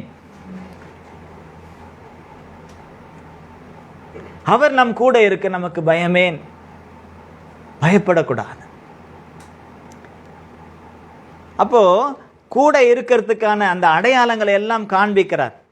தேவனை பார்க்கணுமா, அவர் இருக்கிறேன்னு சொல்றார். எங்க இருக்கார்? தப்பாப்பா கையை நீட்டுறார், குஷ்டமாவது, மறுபடியும் கையை உள்ள போடுறார், சரியாயிடுது. கோலை போய் போட்டாராங்க பார்வனுக்கு முன்பதாக, போட்டாரா இல்லையா? யார் அந்த தேவன் போது பார், என் கூட இருக்கிறது தான், கோலை போடுறான் பார், சர்பமாகுது. இது என்ன பெரிய வித்தை, இங்கே இருக்கிற மந்தவாதிகள் எல்லாம் செய்வாங்களே, சரி செய்ய சொல்லு.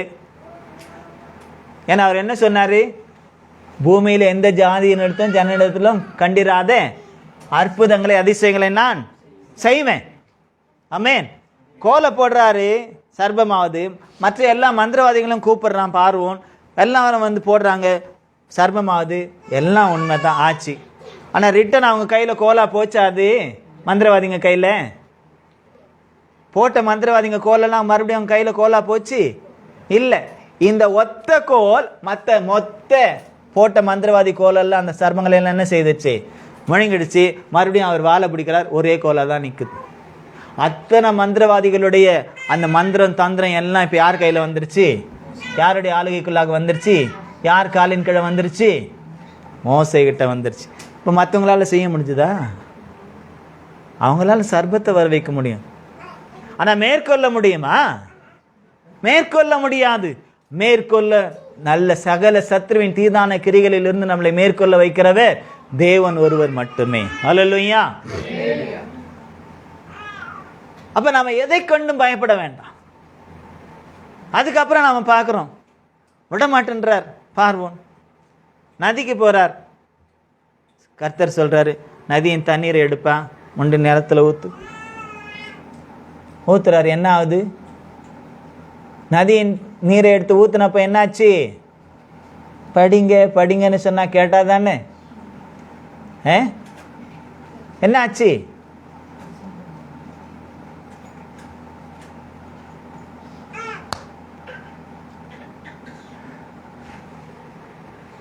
அடுத்த வாரம் உங்களுக்கு இம்போசிஷன். மோசே பார்வோனுக்கு முன்பதாகவும் பார்வோன் தேசத்திலும் செய்த அவர்களுக்கு வாதை கர்த்தருடைய பிள்ளைகளுக்கு அது அற்புதம். எத்தனை வாதை, எத்தனை அற்புதம்? எத்தனை வாதை? 10. அந்த 10ஐயும் வசன ஆதாரத்தோடு எழுதிட்டு வரீங்க. ஓகேவா? எல்லாரும் சகோதர சகோதரிகள் எல்லாரும், எழுத படிக்க தெரிஞ்சவங்க எல்லாரும், அந்த 10 வாதை 10 அற்புதம் ரெண்டும் ஒன்று தான்.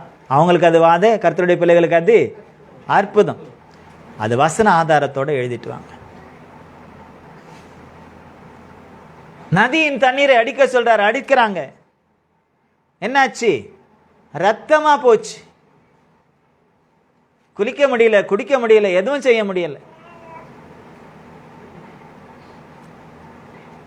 நிறைய காரியங்கள்ல அவங்க கண் முன்பதாக செய்கிறாங்க. சில மந்திரவாதிகளை வந்து அதை செய்கிறாங்க. அவனுடைய இருதயம் கடினப்படுகிறது. கடைசி இன்னும் ஒரு காரியத்தை அவர் செய்யும்பொழுது கொப்பளம் வருது, எரிபலமான கொப்பளங்கள். அது கடைசியில் பார்த்தா மந்திரவாதிகள் மேலும் வந்துடுது. அது அந்த மந்திர தந்திரம் செய்கிறவங்க மேலேயும் ஜோசியம் பார்க்குறவங்க மேலே எல்லாருமே என்ன வந்துடுது, ஜோசியக்காரங்க எல்லார் மேலேயும் அந்த கொப்பளம் வந்துடுது. அப்போ அவங்க எல்லாம் சொல்கிறாங்க, ஐயோ இது தேவனுடைய விரல், இது நாங்கள் வணங்கக்கூடிய தெய்வத்தினுடைய கிரியைகள் அல்ல, நாங்கள் பூஜிக்கிற அல்லது மந்திரம் செய்கிற அந்த தெய்வத்தினுடைய கிரியைகள் அல்ல, அந்த அவருடைய கிரியைகளுக்கு முன்பதாக நாங்கள் நிற்க முடியாது, இது தேவனுடைய விரல். மந்திரவாதிகளுக்கும் தெரியுங்க, இப்போ இருக்கிற மந்திரவாதிகளுக்கும் தெரியும் கர்த்தர் யாருன்னுட்டு. மற்ற தெய்வங்களை வச்சு பெரிய மந்திர தந்திரங்கள் ஜோசியம் பார்க்குறவங்களுக்கும் தெரியும் இயேசு யார் என்று சொல்லி. அவர் எல்லாவற்றிற்கும் மேலான தேவன். ஆமென். அப்படிப்பட்ட தேவன் நம்ம கூட இருக்காருன்னு சொல்றாரு. நமக்கு தான் ஒரு ரெஸ்பான்சிபிலிட்டியும் கிடையாது. பொய்யான தெய்வத்தை பொய்யான தேவதைங்களை துர்தேவதைகள் எல்லாம் வச்சுக்கிட்டு அவன்லாம் மேன்மை பாராட்டுறோம். நாங்களாம் யார் தெரியுமா, நாங்கள் இந்த ஷோ பண்ணுவோம் அந்த ஷோ பண்ணுவோம். குருஜின்னு பல காரியங்களை சொல்றாங்க. கல்யாணம் ஆகாதவன் சன்னியாசின்னு சொல்லிட்டு சாதுன்னு சொல்லிக்கிட்டு பல காரியங்கள் எல்லாம் சொல்லி ஆடுறாரு, இப்படி ஆடுறாரு, மேசுக்கு தகுந்த மாதிரி ஆடுறாங்க. ஆவியில் ஆடுறதில்லை, அழகெல்லாம் ஆடுறாங்க. அந்த என்ன சொல்றது, எனக்கு போட்டுன்னு ஆட கூட தெரியல, இருந்துச்சுன்னா நல்லா இருக்கும். பார்த்துருக்கீங்களா சில குருஜிங்க ஆடின ஆட்டத்தெல்லாம்? அந்த அவர் போட்டுற மேல் சால்வை ஆடுது பாரு, அவருக்கு ஏற்ற மாதிரி அவர் ஆடுறாரு, ஆடிட்டு போய் படுத்துக்கினார். யாரையும் நான் குறை சொல்லலை, ஏமாற்றக்கூடாது. ஜனங்களை ஏமாத்த, குறிப்பா பெண்களை ஏமாத்துறவங்க நிறைய சாது சன்னியாசி திருமணம் ஆகாதவங்க இருக்காங்க பாருங்க. அவங்களோட குறிய முதல்ல பெண்களை ஏமாத்துறது தான். வசியம் பண்ணி அவங்களுக்கு சாதகமாக பேசி, அவங்க முன்னால் புருஷனை குறை சொல்லி பேசி, அவங்களுக்கு சாதகமாக பேசி, உடனே குருஜி மேலே சாது மேலே சன்னியாசி மேலே சாமியார் மேலே என்ன உண்டாகும் இவங்களுக்கு? புருஷன் மேலே உண்டாகாத பக்தி அவர் மேலே உண்டாயிடும். புருஷன் மேலே உண்டாகாது, அவன் மேலே உண்டாயிடும். அவன் நல்லா வச்சு பண்ணுவான். வாமா வா வா வா வா வா. தனியாக நாடெல்லாம் வாங்கிட்டு போயிட்டு இருக்கிறாங்க அவங்கெல்லாம். கதவை தர காற்று வரட்டும்னு. எனக்கு தெரியுமா கதவை திறந்தா காற்று வரும்னு? இப்போ நாம் என்ன சொல்லுவோம், ஏசி இருக்குன்னா கதவை மூடு, அப்போ தான் ஏசி ஒர்க் ஆகும். சிரிக்கிறதா அழுவுறதான்னு தெரியலங்க. நம்ம கூட இருக்கிறவர் யார் என்பதை நாம் கர்த்தருடைய பிள்ளைகள் உணராது இருக்கிறதுனால இன்றைக்கு பிசாசுகள் கொண்டாட்டம் தேசத்தில் அதிகமாய் கொண்டிருக்கிறது. பிசாசின் கிரியைகள் அதிகமாய் நிறைந்து காணப்படுகிறது. இந்த பிசாசின் கிரியைகளை அழிக்கத்தான் இயேசு இந்த உலகத்திலே வந்தார். அதற்காகத்தான் நம்மை ஆயத்தப்படுத்தி வைத்திருக்கிறார். அதற்காக நாம் கிரியை செய்ய வேண்டும். அந்த பிசாசின் கிரியைகளோடு கூட ஒத்து போகக்கூடாது. அதற்காக நாம் கிரியை செய்ய வேண்டும். இன்னைக்கு எதற்காக உடன்படிக்கை பண்றாருன்னா, நம்ம கொண்டு அவர் நடத்த வேண்டியதான காரியங்களை இந்த பூமியில ஜாதிகளுக்குள்ளே, ஜனங்களுக்குள்ளே, தேசத்திற்குள்ளே, நம்முடைய குடும்பங்களுக்குள்ளே நடத்த வேண்டும் என்று அவர் விரும்புகிறார். அல்லேலூயா, அல்லேலூயா. இன்னைக்கு நிறைய மோசைகள் அவசியம், நிறைய எலியாக்கள் இன்றைக்கு அவசியம், நிறைய பவுல் எனக்கு அவசியம், நிறைய இயேசுவும் எனக்கு அவசியம். நான் சொன்ன இத்தனை பேர், தாவீது கூட எனக்கு அவசியம். இந்த தாவீதை சொல்லலை, இந்த தாவீதையும் அவர் அவசியத்துக்கு பயன்படுத்திட்ட, ஒப்பு கொடுத்துட்டேன். ஆனால் அந்த தாவீதை போல அவர் எடுத்து பயன்படுத்தின பாத்திரங்கள் ஒவ்வொன்றும், நான் உன் கூட இருந்து நான் செய்வ காரியங்கள் பயங்கரமாக இருக்கணும். யார் கூட எல்லாம் அவர் உடன்படிக்கை ஒப்பந்தம் பண்ணாரோ அவங்களெல்லாம் அவர் எடுத்து பயன்படுத்தின விதத்தை நீங்கள் பார்த்தீங்கன்னா ஆச்சரியமாக இருக்கும். இன்றைக்கும் பேசப்படக்கூடிய, இன்றைக்கும் சாட்சியாக இருக்கும்.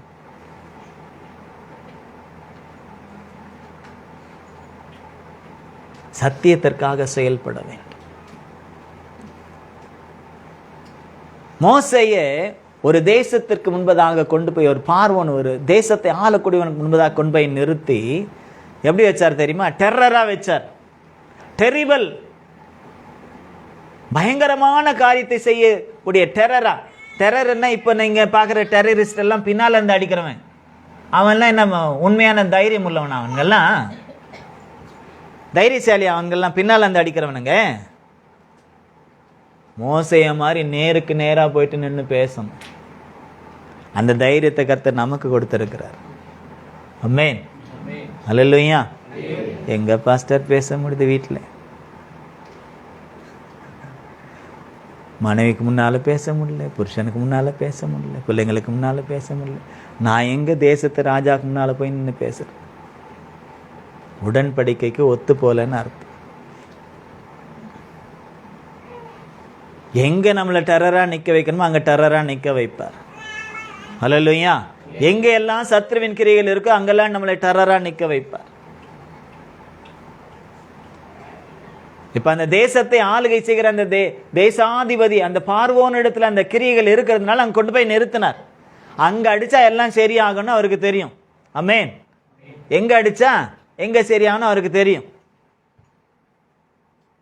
பின்னால இருந்து அடிக்க வைக்கல, நேருக்கு நேரா போயிட்டு அனுப்புறியா இல்லையா, என் ஜனங்களை அனுப்புறியா இல்லையா, என் குமாரனை அனுப்புறியா இல்லையா, அனுப்பலைன்னா இந்த வாதம் வரும், அனுப்பலைன்னா இந்த வாதம் வரும்.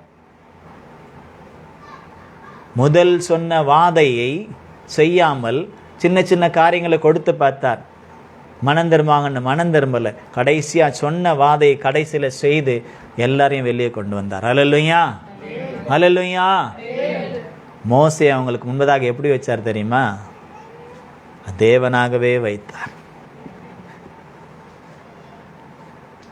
மோசையை அந்த ஜனங்கள் எப்படி கண்டாங்க தெரியுமா? தேவனாகவே கண்டார்கள். தேவனை கண்டதில்லை, மோசையும் கண்டதில்லை. ஆனா தேவனை அங்க கண்டாங்க. எப்படி?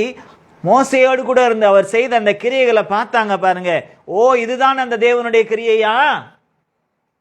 அது உலகமெல்லாம் பத்திக்கிச்சு. ஐயோ, இவங்க தேவன் பெரியவர், இவங்க தேவன் பெரியவர், இவங்க தேவன் பெரியவர். அந்த தேவர்களுக்கு முன்பதாக நம்மால என்ன செய்ய முடியாது? நிற்க முடியாது. அந்த தேவனுடைய உடன்படிக்கை பெட்டி பிடிச்சிட்டு கொண்டு போயிட்டு இஸ்ரவேல் மாம்சமான மனுஷனை பிடிச்சாங்க, ஓகே, வெட்டினாங்க, குத்துனாங்க, ஓகே, அவங்க செய்த அக்கிரமத்தால பாவத்தால விழுந்து போனாங்க. ஆனால் உடன்படிக்கை பெட்டி அது தேவனுடைய வார்த்தை தான் அங்க இருந்துச்சு, வேற ஒன்றும் இல்லை. அவர் கொடுத்த 10 கட்டளைகள் தான் இருந்தது, 10 அந்த 10 கமாண்ட்மெண்ட்ஸ் தான் இருந்தது. அதை பிடிச்சிட்டு போயிட்டு நாங்கள் தேவனை பிடிச்சிட்டோம் கொண்டு போயிட்டு அவங்களுடைய தாகோனின் ஆலயத்தில் வச்சுட்டு மூடிட்டு வந்துட்டாங்க. நாங்க யாரை பிடிச்சிட்டோம்?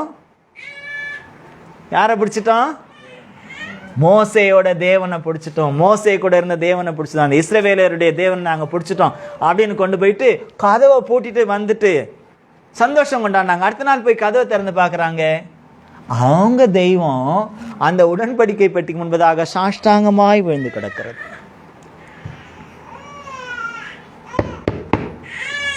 சாஷ்டாங்கமாய் விழுந்து கிடக்கிறது. உடனே என்ன செய்யறாங்க? அந்த பூஜாரிங்க எல்லாம் பார்த்து இது என்ன ஆச்சு அப்படின்னு மறுபடியும் அதை அலக்கா தூக்கி நிறுத்துறாங்க. அது ஸ்தானத்தில் நிறுத்திட்டு மறுபடியும் பூட்டிட்டு வந்தாங்க. ஏதோ தெரியாம விழுந்திருக்கும் போல இருக்கு அப்படின்னுட்டு. அடுத்த நாள் போய் திறந்து பார்க்கறாங்க, தலை வேற கை வேற அப்படின்னு தண்ணி பார்ட்ஸா இருக்குது. யாருங்க செஞ்சது? யார் செஞ்சது? ஹலோ, யார் செஞ்சது? அவங்க நினைச்சிட்டாங்க நாம தேவனை பிடிச்சிட்டோன்னு. ஆனா அங்க பிடிச்ச தேவன் உள்ள இருந்து என்ன செய்தார் தெரியுமா? ஏதோ ஒரு படத்துல சம்சாரம்னா சம்காரமா தெரியல, சம்காரம். அந்த மாதிரி முதல்ல குப்புற அதுவே விழுந்துருச்சு. ஐயோ என்னை விட்டுடு. இவங்க தெரியாம என்ன பண்ணிட்டானுங்க? ஏதோ மனுஷனை பிடிச்சிட்டு வர மாதிரி உன்னை நினைச்சிட்டானுங்க. ஏதோ ஒரு சிலையை தூக்கிட்டு வர மாதிரி நினைச்சிட்டு வந்து ஒன்று இங்கே வச்சுட்டாங்க. என்னை மன்னிச்சிடும் சாஷ்டாங்கமா விழுந்துருச்சு. அமைதியா இருந்தார் அவர். சரி வந்து பார்த்து அவங்களா தெரிஞ்சுட்டோம். மறுபடியும் நிறுத்திட்டு போனாங்க. ஓ அப்படின்ட்டு தனித்தனியா பீஸா ஆக்கி அங்கே இருக்குது. அதுக்கப்புறமா தான் வாதை தொடங்கினது அந்த இடத்துல. அந்த ஊர் ஃபுல்லா என்னாச்சு?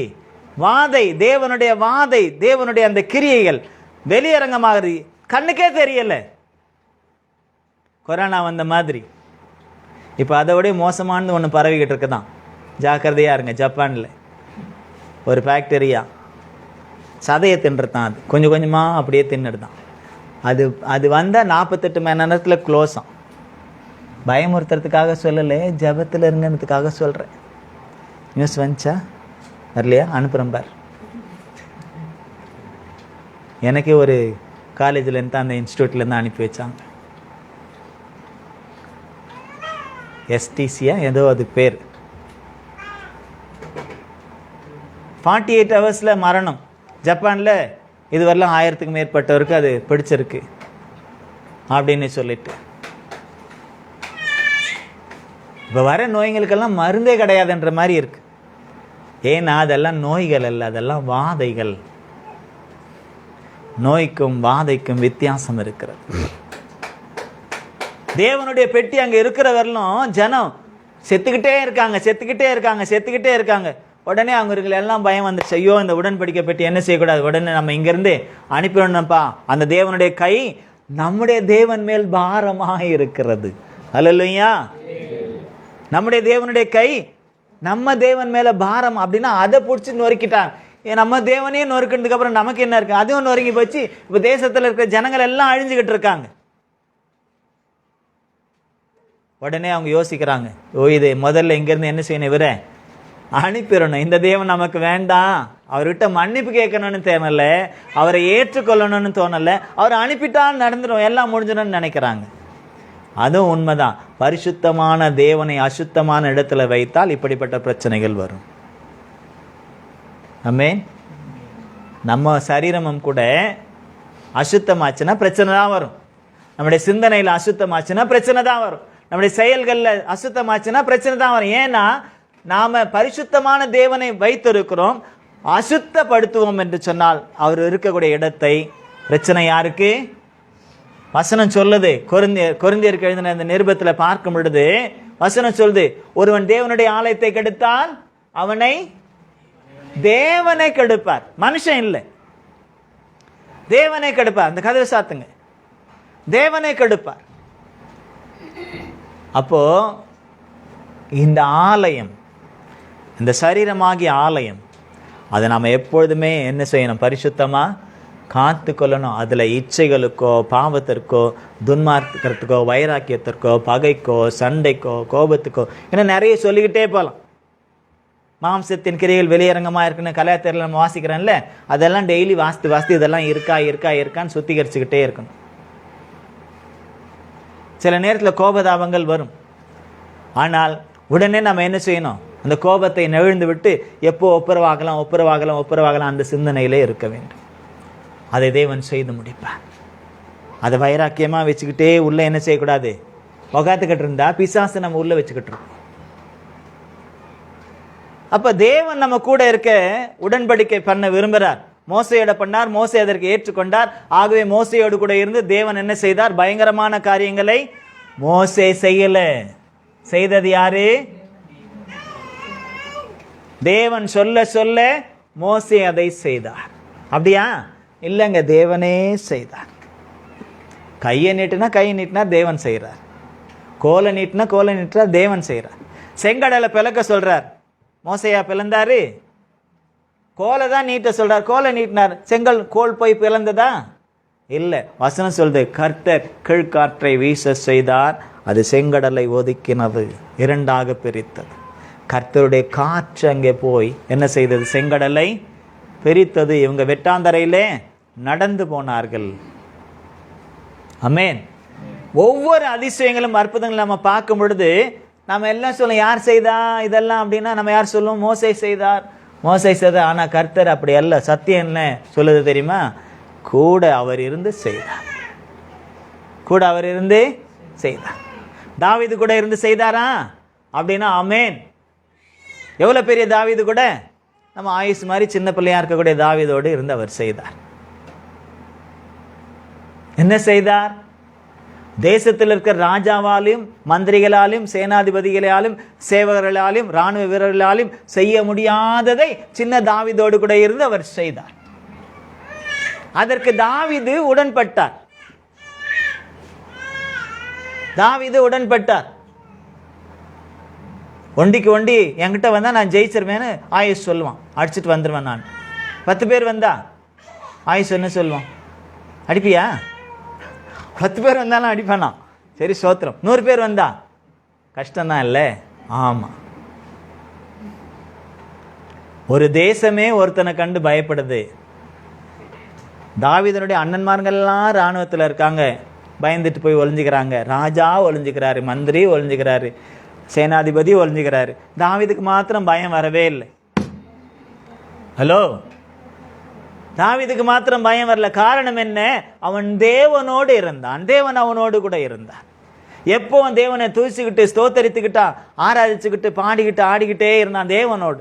ஆடுகளை மேய்ச்சி வேலை செஞ்சாலும் கூட தேவனோடு இருந்தான். நாமெல்லாம் நினைக்கிறோம் வேலை இருந்துச்சுன்னா தேவனோடு இருக்க முடியாதுன்னு. இதெல்லாம் நம்ம கற்றுக்கணும். தேவனோடு இருக்கக்கூடிய அனுபவம் என்பது எல்லா சூழ்நிலையிலும் தேவனோடு நாம் இருக்க முடியும்.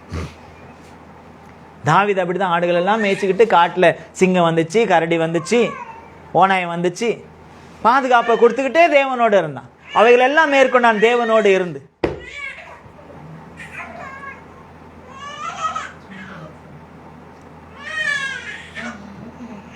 அந்த தேவ பலன் தான், அந்த தேவன் தான் கோலியத்தை பார்க்கும்போது அவனுக்கு பயத்தையே கொடுக்கல, பயத்தை கொடுக்கல. மற்றவங்க எல்லாம் பயந்து ஒளிஞ்சாங்க. தாவீது நேரம் நின்று பார்க்கறான், அவன் சத்தத்தை கேட்கறான், அவன் தோற்றத்தை பார்க்கறான். பயம் வரல. ஒன்னே ஒன்று மாத்திரம் அவனுக்கு தெரிஞ்சிச்சு, இவனோடு தேவன் இல்லை. அல்லேலூயா, அல்லேலூயா. அவனுக்கு தெரிந்தது என்ன? மற்ற இஸ்ரவேல் தேசத்துல இருந்த அந்த எல்லா கோடி ஜனங்களுக்கும், ராஜாவுக்கும், மந்திரிக்கும், சேனாதிபதிக்கும், சேனையில் உள்ளவங்க எல்லாருக்கும் தெரிஞ்சது என்ன? தாவீது கோலியாத் ஒரு ராட்சதன், நம்மளை எல்லாரோட உயரமானவன். அவன் போட்டிருக்கிறதெல்லாம் ஃபுல்லா கவசமே போட்டிருக்கான். அவன் கையில இருக்கிற ஈட்டி இங்கேருந்து அவ்வளோ தூரத்தில் இருக்கிறவங்களை என்ன செய்யும்? குத்தி போடும். அவனுடைய கேடுங்க அவ்வளோ பெருசு. இதெல்லாம் பார்த்தாங்க. தாவீதுக்கு என்ன பார்த்தான்? ஏன் கூட ஒருத்தர் இருக்கிறாரு, அவன் கூட அவர் இல்லை. ஹல்லேலூயா. அவன் கூட யாருமே இல்லை. இல்லை, அவன் கூட அப்படியே பிசாசு இருந்தா கூட அவனை விட எனக்குள்ள இருக்கிற, என்னோட இருக்கிற தேவன் பெரியவர். உலகத்தில் இருக்கிற சாத்தானிலும் எனக்குள்ள இருக்கிற தேவன் பெரியவர். சும்மா சொல்லிக்கிட்டு இருந்தா போதாது, அதை மெய்ப்பிக்கணும். தாவீதுக்கு ஒரு தருணம் வந்துச்சு. அவன் பார்க்கறான், விருத்த சேதனம் இல்லை, அதாவது தேவன் இல்லாத இவன் எம்மாத்திரம். அப்போ ஆவியானவர் அவனோடு கூட இருந்து, தேவனானவர் அவனோடு இருந்து அனுப்புறார். அவர் போப்பா, நமக்கு ஒன்றும் ஈட்டி வேணாம், கேடங்க வேணாம், என்ன சொல், அந்த கவசம்லாம் ஒன்றும் வேணும், நம்ம கையில் இருக்கிறது நமக்கு போதும். எடுக்கழாங்கல்ல, உனக்கு தான் அது தெரியும்ல, நல்ல பழக்கம் இல்லை, பழக்கப்படுத்தியிருக்கேன்ல, எடு. அது ஒரு கல் தான், 5 கல் எடுத்து பையில் வைக்கிறான். ஆனாலும் ஒரே ஒரு கல்லில் அவன் சுழட்டி எரியும் போது கர்த்தர் அவனை அடிக்கிறார். அல்லேலூயா. ஏன்னா அவன் சொன்னது அதுதான், என் தேவனுடைய நாமத்தினாலே இன்றைக்கு உன்னை நான் மேற்கொண்டு உன் தலையை உன் உடலிலிருந்து நான் வாங்கி ஆகாயத்து பறவைகளுக்கும் காட்டு மிருகங்களுக்கும் எல்லாரையும் ஒப்பு கொடுப்பேன். அப்ப அங்க கோலியாத்தை அடித்தது யாரு? தாவீதா? நம்ம எல்லாம் அப்படிதான் நினைக்கிறோம். குமா குமா கே மாரா, குமா குமா கே மாரா, தாவீது ने கோலியாத்து को கோஃபன் से மாரா. இல்லை, சுழட்டி சுழட்டி அடிச்சான் கவன் கல்ல. அதுதான் அதுக்கு அர்த்தம். கல் அடிச்சது, அந்த கல் அடிக்கிறதுக்கு பராக்கிரமத்தை கொடுத்தது, அந்த சக்தியை கொடுத்தது, அந்த பலத்தை கொடுத்தது. கரெக்டாக அது அந்த நெத்தியில் எங்கே கேப் இருக்குது அங்கே போய் அதை பதிய வச்சு ஒரே அடி, ஒத்த அடியில் கீழே வீழ்த்தினது அது கர்த்தர். அல்லேலூயா, அல்லேலூயா. மறுபடியும் குடு குடு குடுன்னு அவன் குப்புற விழுந்தான். தாவீது ஓடுறான். அவன் கத்தி அவனால் தூக்க முடியுமா? அவ்வளோ பெரிய கத்தி வச்சிருக்கான். அதை உருவி, அப்போ கர்த்தரே பாருங்க உதவி செய்கிற, அதை உருவி அவன் தலையை வாங்கி இப்போ கையில் எடுத்துக்கிட்டு வாரான். கோலியாத்தினுடைய தலை யார் கையில்? தாவீது கையில். உலகமெல்லாம் தேசமெல்லாம் பரவிடுச்சு. அன்னைக்கு தேசமெல்லாம் பரவிடுச்சு. தாவீது கோலியாத்தை கொன்னுட்டான். இஸ்ரவேல் தேசத்தில் இருக்கிற அத்தனை ஜனங்களிலும், அத்தனை லட்சங்களிலும், ராஜா முதற்கொண்டு சாதாரண ஒரு பிரஜை வரை மேற்கொள்ள முடியாதவனை ஒரு சிறிய தாவீது தேவனுடைய நாமத்தை மகிமைப்படுத்தி கொன்றான் என்ற செய்தி தேசமெல்லாம் பரவின உடனே அங்க ஆடி பாடுற ஸ்திரீகள் எல்லாம் என்ன தெரியுமா, பெரிய சந்தோஷம் உண்டாயிடுச்சு. என்ன தெரியுமா, சவுல் கொன்றது 1000, தாவீது கொன்றது 10000. சவுல் கொன்றது 1000, தாவீது கொன்றது 10000. உண்மைதானே? ஆனா ராஜாவுக்கு கோபம் வருது. ஓ, அவனுக்கு 10000 கொடுத்தாங்க, எனக்கு 1000 தான் கொடுத்தாங்க. உண்மைதானே? உனக்கு அவ்வளவுதானே? நீ போய் அவனை அடிச்ச. ஏன்னா நீங்க இவங்க யாரும் கர்த்தரை அண்டி கொள்ளல. அவங்க கூட யாரு கூட கர்த்தர் இருக்கவும் விரும்பல. இந்த சின்ன தாவீது கூட இருந்தார், அவனை மேற்கொண்டார். பயங்கரமான காரியம். என்னைக்கு வரலாம் அந்த பேசுபொழி ஆய்தான் இருக்கு. ஆமென், அல்லேலூயா. அதே போல பவுல், புதிய ஏற்பாட்டில் பவுலை நாம் பார்க்கும் பொழுது கூட இருந்தவர் செய்தார். அந்த பவுல் ரொம்ப மோசமான சவுலா இருந்த பொழுது மோசமானவர், கர்த்தருடைய பிள்ளைகளுக்கு எதிரானவர், கர்த்தருக்கு எதிரானவர், அப்படிதான் இருந்தார். அவரை கர்த்தர் தமஸ்கு போகக்கூடிய வழியில சந்தித்து அவரை புது சிருஷ்டியாய் மாற்றுகிறார்.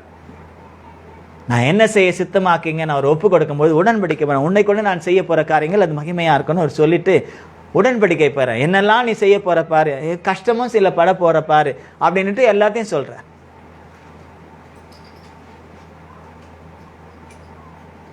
வசனம் சொல்லுது, பவுலுடைய உருமால்கள், அதாவது கர்ச்சிப்பை கொண்டு போயிட்டு வியாதியஸ்தர்கள் மேல் போட, பிசாசு பிடித்தவர்கள் மேல் போட, பிசாசு ஓடினது, வியாதி சொஸ்தமானது.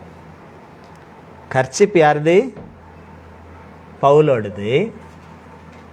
கர்ச்சிப்பில் என்ன இருக்கும்? நான் மூக்கை தொடச்சா மூக்கில் இருக்கிறது இருக்கும், வாயை தொடச்சா வாயில் இருக்கிறது இருக்கும், வேர்வை வந்து முகத்தை தொடச்சா வேர்வை இருக்கும்.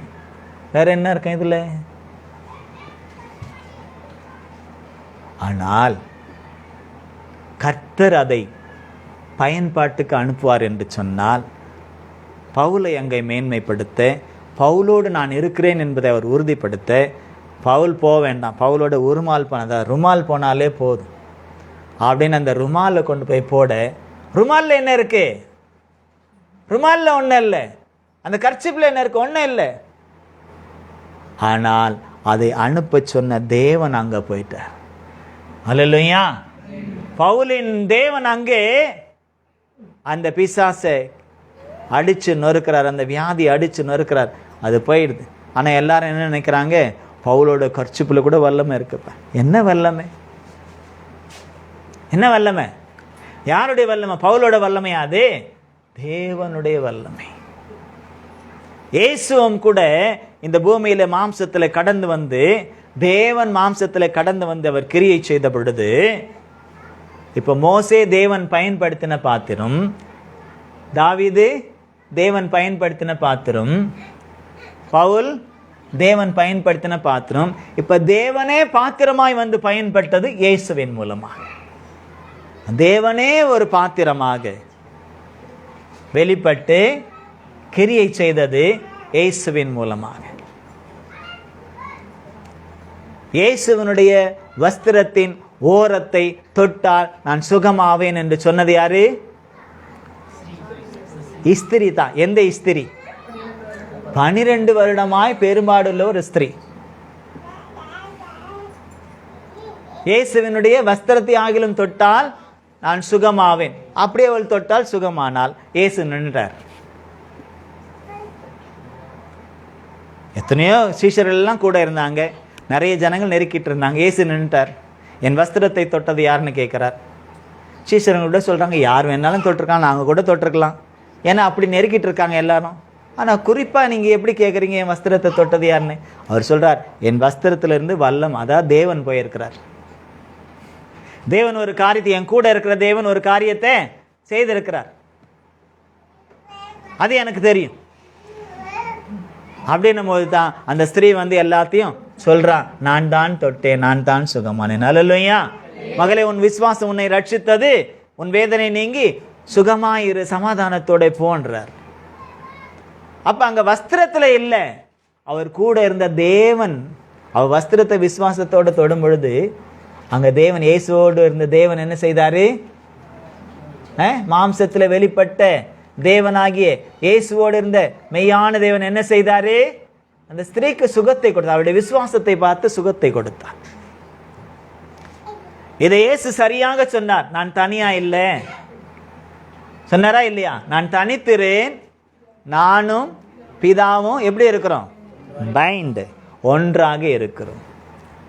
சீஷர்களை பார்த்து சொன்னாரு, நீங்க எல்லாரும் என்னை விட்டுட்டு ஓடி போயிடுவீங்க, ஆனாலும் நான் தனித்திறேன், நானும் பிதாவும் ஒன்றாக இருக்கிறோம். அல்லேலூயா, அல்லேலூயா. இவங்க எல்லாம் தேவனோடு உடன்படிக்கை செய்தவர்கள். அதே உடன்படிக்கையை தான் இன்றைக்கு நம்மோடும் அவர் செய்ய விரும்புகிறார். எதற்காக? நம் மூலமாக அவர் வெளிப்படுவதற்காக. அதை முதலாவது நாம ஏற்றுக்கொள்ளணும், நாம விசுவாசிக்கணும், அவருடைய வார்த்தையின்படி நாம் செயல்படணும். ஆமென், அல்லேலூயா. அப்போ எத்தனை பேர் இன்னைக்கு ஒப்பு கொடுக்க விரும்புறீங்க? ஆண்டவரே, உங்களுடைய உடன்படிக்கைக்கு நான் என்னை ஒப்பு கொடுக்கிறேன், உம்மோடு நான், நீர் என்னோடு செய்யக்கூடிய அந்த ஒப்பந்தத்திற்கு என்னை ஒப்பு கொடுக்க. ஒப்பு கொடுக்கணும்னா என்ன? நீங்க என்ன செய்ய நினைக்கிறீங்களோ அதை என் மூலமாய் செய்வதற்கு என்னை, என்னுடைய ஆவி ஆத்மா சரீரத்தை ஒப்பு கொடுக்கிறேன். போனா போனோம், இருனா இருக்கணும், தொடுனா தொடணும், தொடாதுன்னா தொடக்கூடாது, சொல்லுன்னா சொல்லணும், சொல்லக்கூடாதுன்னா சொல்லக்கூடாது. இதுதான் உடன்படிக்கை. மோசேயை எடுத்துக்கொள்ளுங்க. தேவன் சொல்லாதது ஏதாவது செய்தார்? அவரு சொல்லாதது ஒரு முறை செய்ததுனால தான் கானானுக்குள்ள போக முடியல. ஆனா இயேசு என்ன தெரியுமா சொன்னாரு? என் பிதா சொல்வதை நான் செய்கிறேன். சொல்லியிருக்காரா இல்லையா? யோவானை நீங்க எடுத்து வாசித்து பார்த்தீங்கன்னா சரி, அவர் சொல்றதை தான் நான் செய்கிறேன். அவர் என்ன செய்கிறாரோ அதை எதை பார்க்கணும் அதை தான் நான் செய்கிறேன். நானா சுயமாய் ஒன்றும் செய்யலை, சுயமாய் நான் பேசலை, சுயமாய் நான் எதையும் செய்யலை. அவர் என்ன செய்ய சொல்றாரோ அதை தான் நான் செய்கிறேன். இதுதான் உடன்படிக்கை, இதுதான் ஒப்பந்தம். நான் உன்னோட கூட இருந்து நான் செய்யும் காரியம் பயங்கரமாயிருக்கும் அப்படின்னும் பொழுது முதல்ல அவர் நம்ம கூட இருக்கிறதுக்கு நாம எஸ் சொல்லணும். எஸ் சொல்லணும்னா அவர் விரும்புகிறபடி நாம் இருக்கணும். ஆமென். இப்போ ஆடு மேய்ச்சிக்கிட்டு இருந்தவர் என்ன செய்துட்டாரு? அங்கேருந்து அப்படியே அனுப்பி வேற காரியத்துக்கு அனுப்புகிறார். போகணும். சேஞ்ச், ஃபுல்லாக சேஞ்ச் ஆகுது, எல்லாம் ஃபுல் சேஞ்ச். மோசே ஆடை மேய்ச்சிக்கிட்டு இருந்தார், இப்போ ஜனங்களை மீட்டு கொண்டு வரதுக்காக அனுப்புகிறார். தாவீது ஆடை மேய்ச்சிக்கிட்டு இருந்தார், ஜனங்களை ஆள்றதுக்காக கொண்டு வர்றார். பவுல், அவரும் மெத்த படித்த மேதாவி, அதிகாரம்லாம் கையில் இருந்துச்சு, அது எல்லாத்தையும் விட்டுட்டு பாப்பா எனக்காக நீ செய்யணும்னார், வந்துட்டார். ஏசு யாரு? அவர்தான் தேவன். ஆனால் அவரே என்ன செய்தார்? ஒரு பாத்திரமாய் ஜனங்களுக்கு நன்மை செய்யும்படியாய் எந்த மனுஷனும், அது மோசையா இருந்தாலும் சரி, தாவீதா இருந்தாலும் சரி, தானியேலா இருந்தாலும் சரி, ஈசாக்கா, யாக்கோபா, இல்லை முற்பிதாக்கள் யாரா இருந்தாலும் சரி, அல்ல சீஷர்களா யாரா இருந்தாலும் சரி, யாரும் செய்ய முடியாத ஒரு காரியத்தை செய்வதற்கு மனுஷர்கள் யாரும் இல்லாததுனால அவரே என்ன செய்துட்டாரு? மனுரு கொண்டு அந்த பாத்திரமாய் அவர் கடந்து வந்து தன்னையே இரத்த பலியாய் ஒப்பு கொடுத்து அந்த இரத்தத்தினாலே நமக்கு பாவ பிரயாசித்தம் செய்து பரிகாரம் செய்து நம்மளை ரட்சித்து புது சிருஷ்டியாய் மாற்றி அவர் நம்மோடு கூட இருந்து இந்த உலகத்தையே பரிசுத்தப்படுத்துவதற்காக, பிசாசின் கிரையில் அழிப்பதற்காக அவர் தன்னை வெளிப்படுத்தினார். அவரை வெளிப்படுத்த நம்மை வைத்திருக்கிறார். ஆமென். என்னை விசுவாசிக்கிறவன் நான் செய்த காரியங்களையும் செய்வான், இதை காட்டிலும் பெரிய காரியங்களையும் செய்வாள். ஆமென், அல்லேலூயா. அப்ப எத்தனை பேர் இன்றைக்கு அவரோடு கூட, அவர் என் கூட இருந்து அவருடைய கிரியைகளை செய்ய என்னுடைய ஆவி ஆத்மா சரீரத்தை ஒப்பு கொடுக்கிறேன்னு சொல்றவங்க எத்தனை பேர் இருக்கீங்க? அவங்க எல்லாம் எழுந்து நில்லுங்க. உண்மையா ஏதோ பாஸ்டர் சொல்லிட்டாரு அப்படின்றதுக்காக அல்ல. இந்த நாளில இருந்து, இந்த ஒப்பு கொடுத்தல், இந்த உடன்படிக்கை செய்யக்கூடிய இந்த நாளிலே இருந்து அவர் உங்களோடு கூட இருந்து அவர் காரியங்களை செய்வதற்கு உங்களுடைய மாம்சமோ உங்களுக்கு இருக்கக்கூடிய அந்த ஆவி ஆத்மா சரீரமோ அல்லது சரீரத்தின் கிரியைகளோ தடையாய் இருக்கக்கூடாது. முழுமையாய் ஒப்பு கொடுக்கணும். இனி நான் அல்ல கிறிஸ்துவே என்று பவுல் சொல்வதை போல அவர் உங்களோடு கூட இருந்து உங்களுக்கான காரியத்தை, உங்களுக்கு வாழ்க்கையை, உங்கள் மூலமாய் மற்றவர்களுக்கு வாழ்க்கையை, உங்கள் மூலமாய் மற்றவர்களுக்கு ஆசீர்வாதத்தை, உங்களுக்கும் ஆசீர்வாதத்தை, மற்றவர்களுக்கும் ஆசீர்வாதத்தை கொடுப்பதற்காக அவரோடு கூட உடன்படிக்கை செய்ய, ஒப்பந்தம் செய்ய விரும்புகிறவர்கள் எழுந்து நின்று உங்கள் கரத்தை அவருக்கு நேராக உயர்த்தி உங்கள் கண்களை மூடி அவரை நோக்கி பார்த்து சொல்லுங்க, என்னை ஒப்பு கொடுக்கிறேன், உம்முடைய சித்தத்திற்கும் உம்முடைய விருப்பத்திற்கும் என்னை ஒப்பு கொடுக்கிறேன் ஆண்டவரே. 2 கரத்தையும் அவருக்கு நேராக உயர்த்தி உண்மையாய் ஒப்பு கொடுக்கிறவங்க உண்மையா வாயை திறந்து மனசோட சொல்லுங்க. உங்களுக்கு ஒரு நன்மையான காரியத்தை அவர் செய்ய, உங்களோடு கூட இருந்து மற்றவர்களுக்கும் செய்ய அவர் விரும்புகிறார். மோசேக்கும் அவர் செய்தார், மோசேயின் மூலமாய் மற்றவர்களுக்கும் செய்தார். தாவீதுக்கும் செய்தார் நன்மை, தாவீதின் மூலமாய் மற்றவர்களுக்கும் செய்தார் நன்மை. பவுலுக்கும் செய்தார் நன்மை, பவுல் மூலமாய் மற்றவர்களுக்கும் செய்தார் நன்மை. இயேசுவாக அவர் வெளிப்பட்டு தன்னையே தாழ்த்தி தன்னையே ஒப்பு கொடுத்து நமக்காக எல்லாவற்றையும் அவர் செய்திருக்கிறார். இன்றைக்கு அந்த தேவன் நம்மோடு கூட இருந்து பயங்கரமான காரியங்களை, பூமியில இதுவரை கேட்டிராத அதிசயங்களை, அற்புதங்களை நம் மூலமாய் வெளிப்படுத்துவதற்காக அவர் நம்மை இன்றைக்கு அவரோடு கூட ஒப்புரவாகும்படியாக, அவரோடு கூட உடன்படிக்கை செய்யும்படியாக, அவரோடு கூட ஒப்பந்தம் செய்யும்படியாக, அவருக்கு நேராய் நம்மை ஒப்பு கொடுக்கும்படியாக நம்மளை நிறுத்தி இருக்கிறார். முழு மனதோடு கூட இதை நாம் செய்வோம் என்று சொன்னால் நமக்கும் ஆசீர்வாதம், நம்முடைய குடும்பத்திற்கும் ஆசீர்வாதம், நம்முடைய பிள்ளைகளுக்கும் ஆசீர்வாதம், நம்முடைய பிள்ளைகளுடைய பிள்ளைகளுக்கும் ஆசீர்வாதம், நம் மூலமாக எல்லாருக்கும், இந்த உலகத்திற்கே ஆசீர்வாதம். இன்றைக்கு செய்யும் இந்த தீர்மானத்தை என்றைக்கும் காத்திட முழுமையாய் ஒப்பு கொடுங்க. உமக்கு நன்றி செலுத்துகிறோம் ஆண்டவரே. எங்களை ஒப்பு கொடுக்கிறோம் உடைய கரத்தில், உடைய கரத்தில் எங்களை ஒப்பு கொடுக்கிறோம் ஆண்டவரே. உங்க கரத்தில் எங்களை ஒப்பு கொடுக்கிறோம்.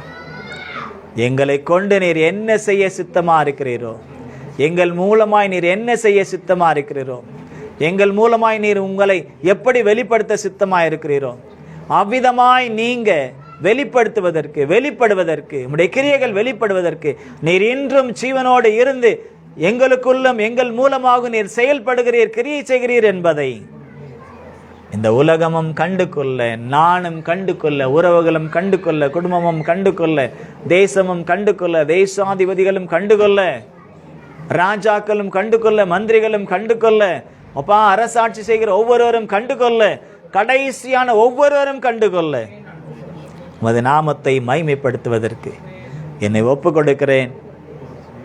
நீங்க எங்களை கரம் பிடித்து நடத்துங்க, உம்முடைய சித்தம் போல நடத்துங்க. நீங்க கூட இருப்பதற்கு நான் எப்படிப்பட்ட பரிசுத்தனாய் நீர் விரும்புகிற அந்த பரிசுத்தம் எனக்குள்ளே காணப்பட, என்னுடைய ஆவி ஆத்மா சரீரத்திலே காணப்பட என்னை ஒப்பு கொடுக்கிறேன். என்னிடத்திலிருந்து நீர் அக்கினியாய் நீர் வெளிப்பட்டு மோசேக்கு பட்சிக்க வேண்டியதெல்லாம் நீர் பட்சித்தீர். ஆனால் மோசேயை அழிக்கவில்லை, அந்த முட்செடி அழிந்து போகவில்லை. அதே போல ஆண்டவர் எனக்குள்ளும் கூட இருக்கக்கூடிய அந்த அசுத்தங்கள், உமக்கு பிரியமில்லாத காரியங்கள் எல்லாவற்றையும் நீர் சுட்டெரித்து போட்டு நீர் எப்போதும் என்னிலே ஜோதியாய் வெளிப்பட, இந்த உலகத்திற்கு வெளிச்சம் என்று சொன்னதை போல வெளிச்சமாய் வெளிப்பட நீர் என்னை எவ்விதமாய் பரிசுத்தப்படுத்தி உமக்காய் நிலைநிறுத்த விரும்புகிறீரோ, என்னை சீர்படுத்தி ஸ்திரப்படுத்தி பலப்படுத்தி நிலைநிறுத்தும்படியாய் உங்க கரத்தில் ஒப்பு கொடுக்கிறோம். ஏற்றுக்கொள்ளும், அங்கீகரியும், ஆசீர்வதி. இயேசுவின் நாமத்தில் ஒப்பு கொடுத்து செபிக்கிறோம் பிதாவே, ஆமென். கர்த்தரா விதமாய் செய்தபடினாலும் செய்ய போகிறபடினாலும் முறை ஸ்தோத்தரிப்போம். Praise the Lord, praise the Lord, praise the Lord, praise the Lord, praise the Lord, praise the Lord. கர்த்தர் உங்களை ஆசீர்வதிப்பாராக.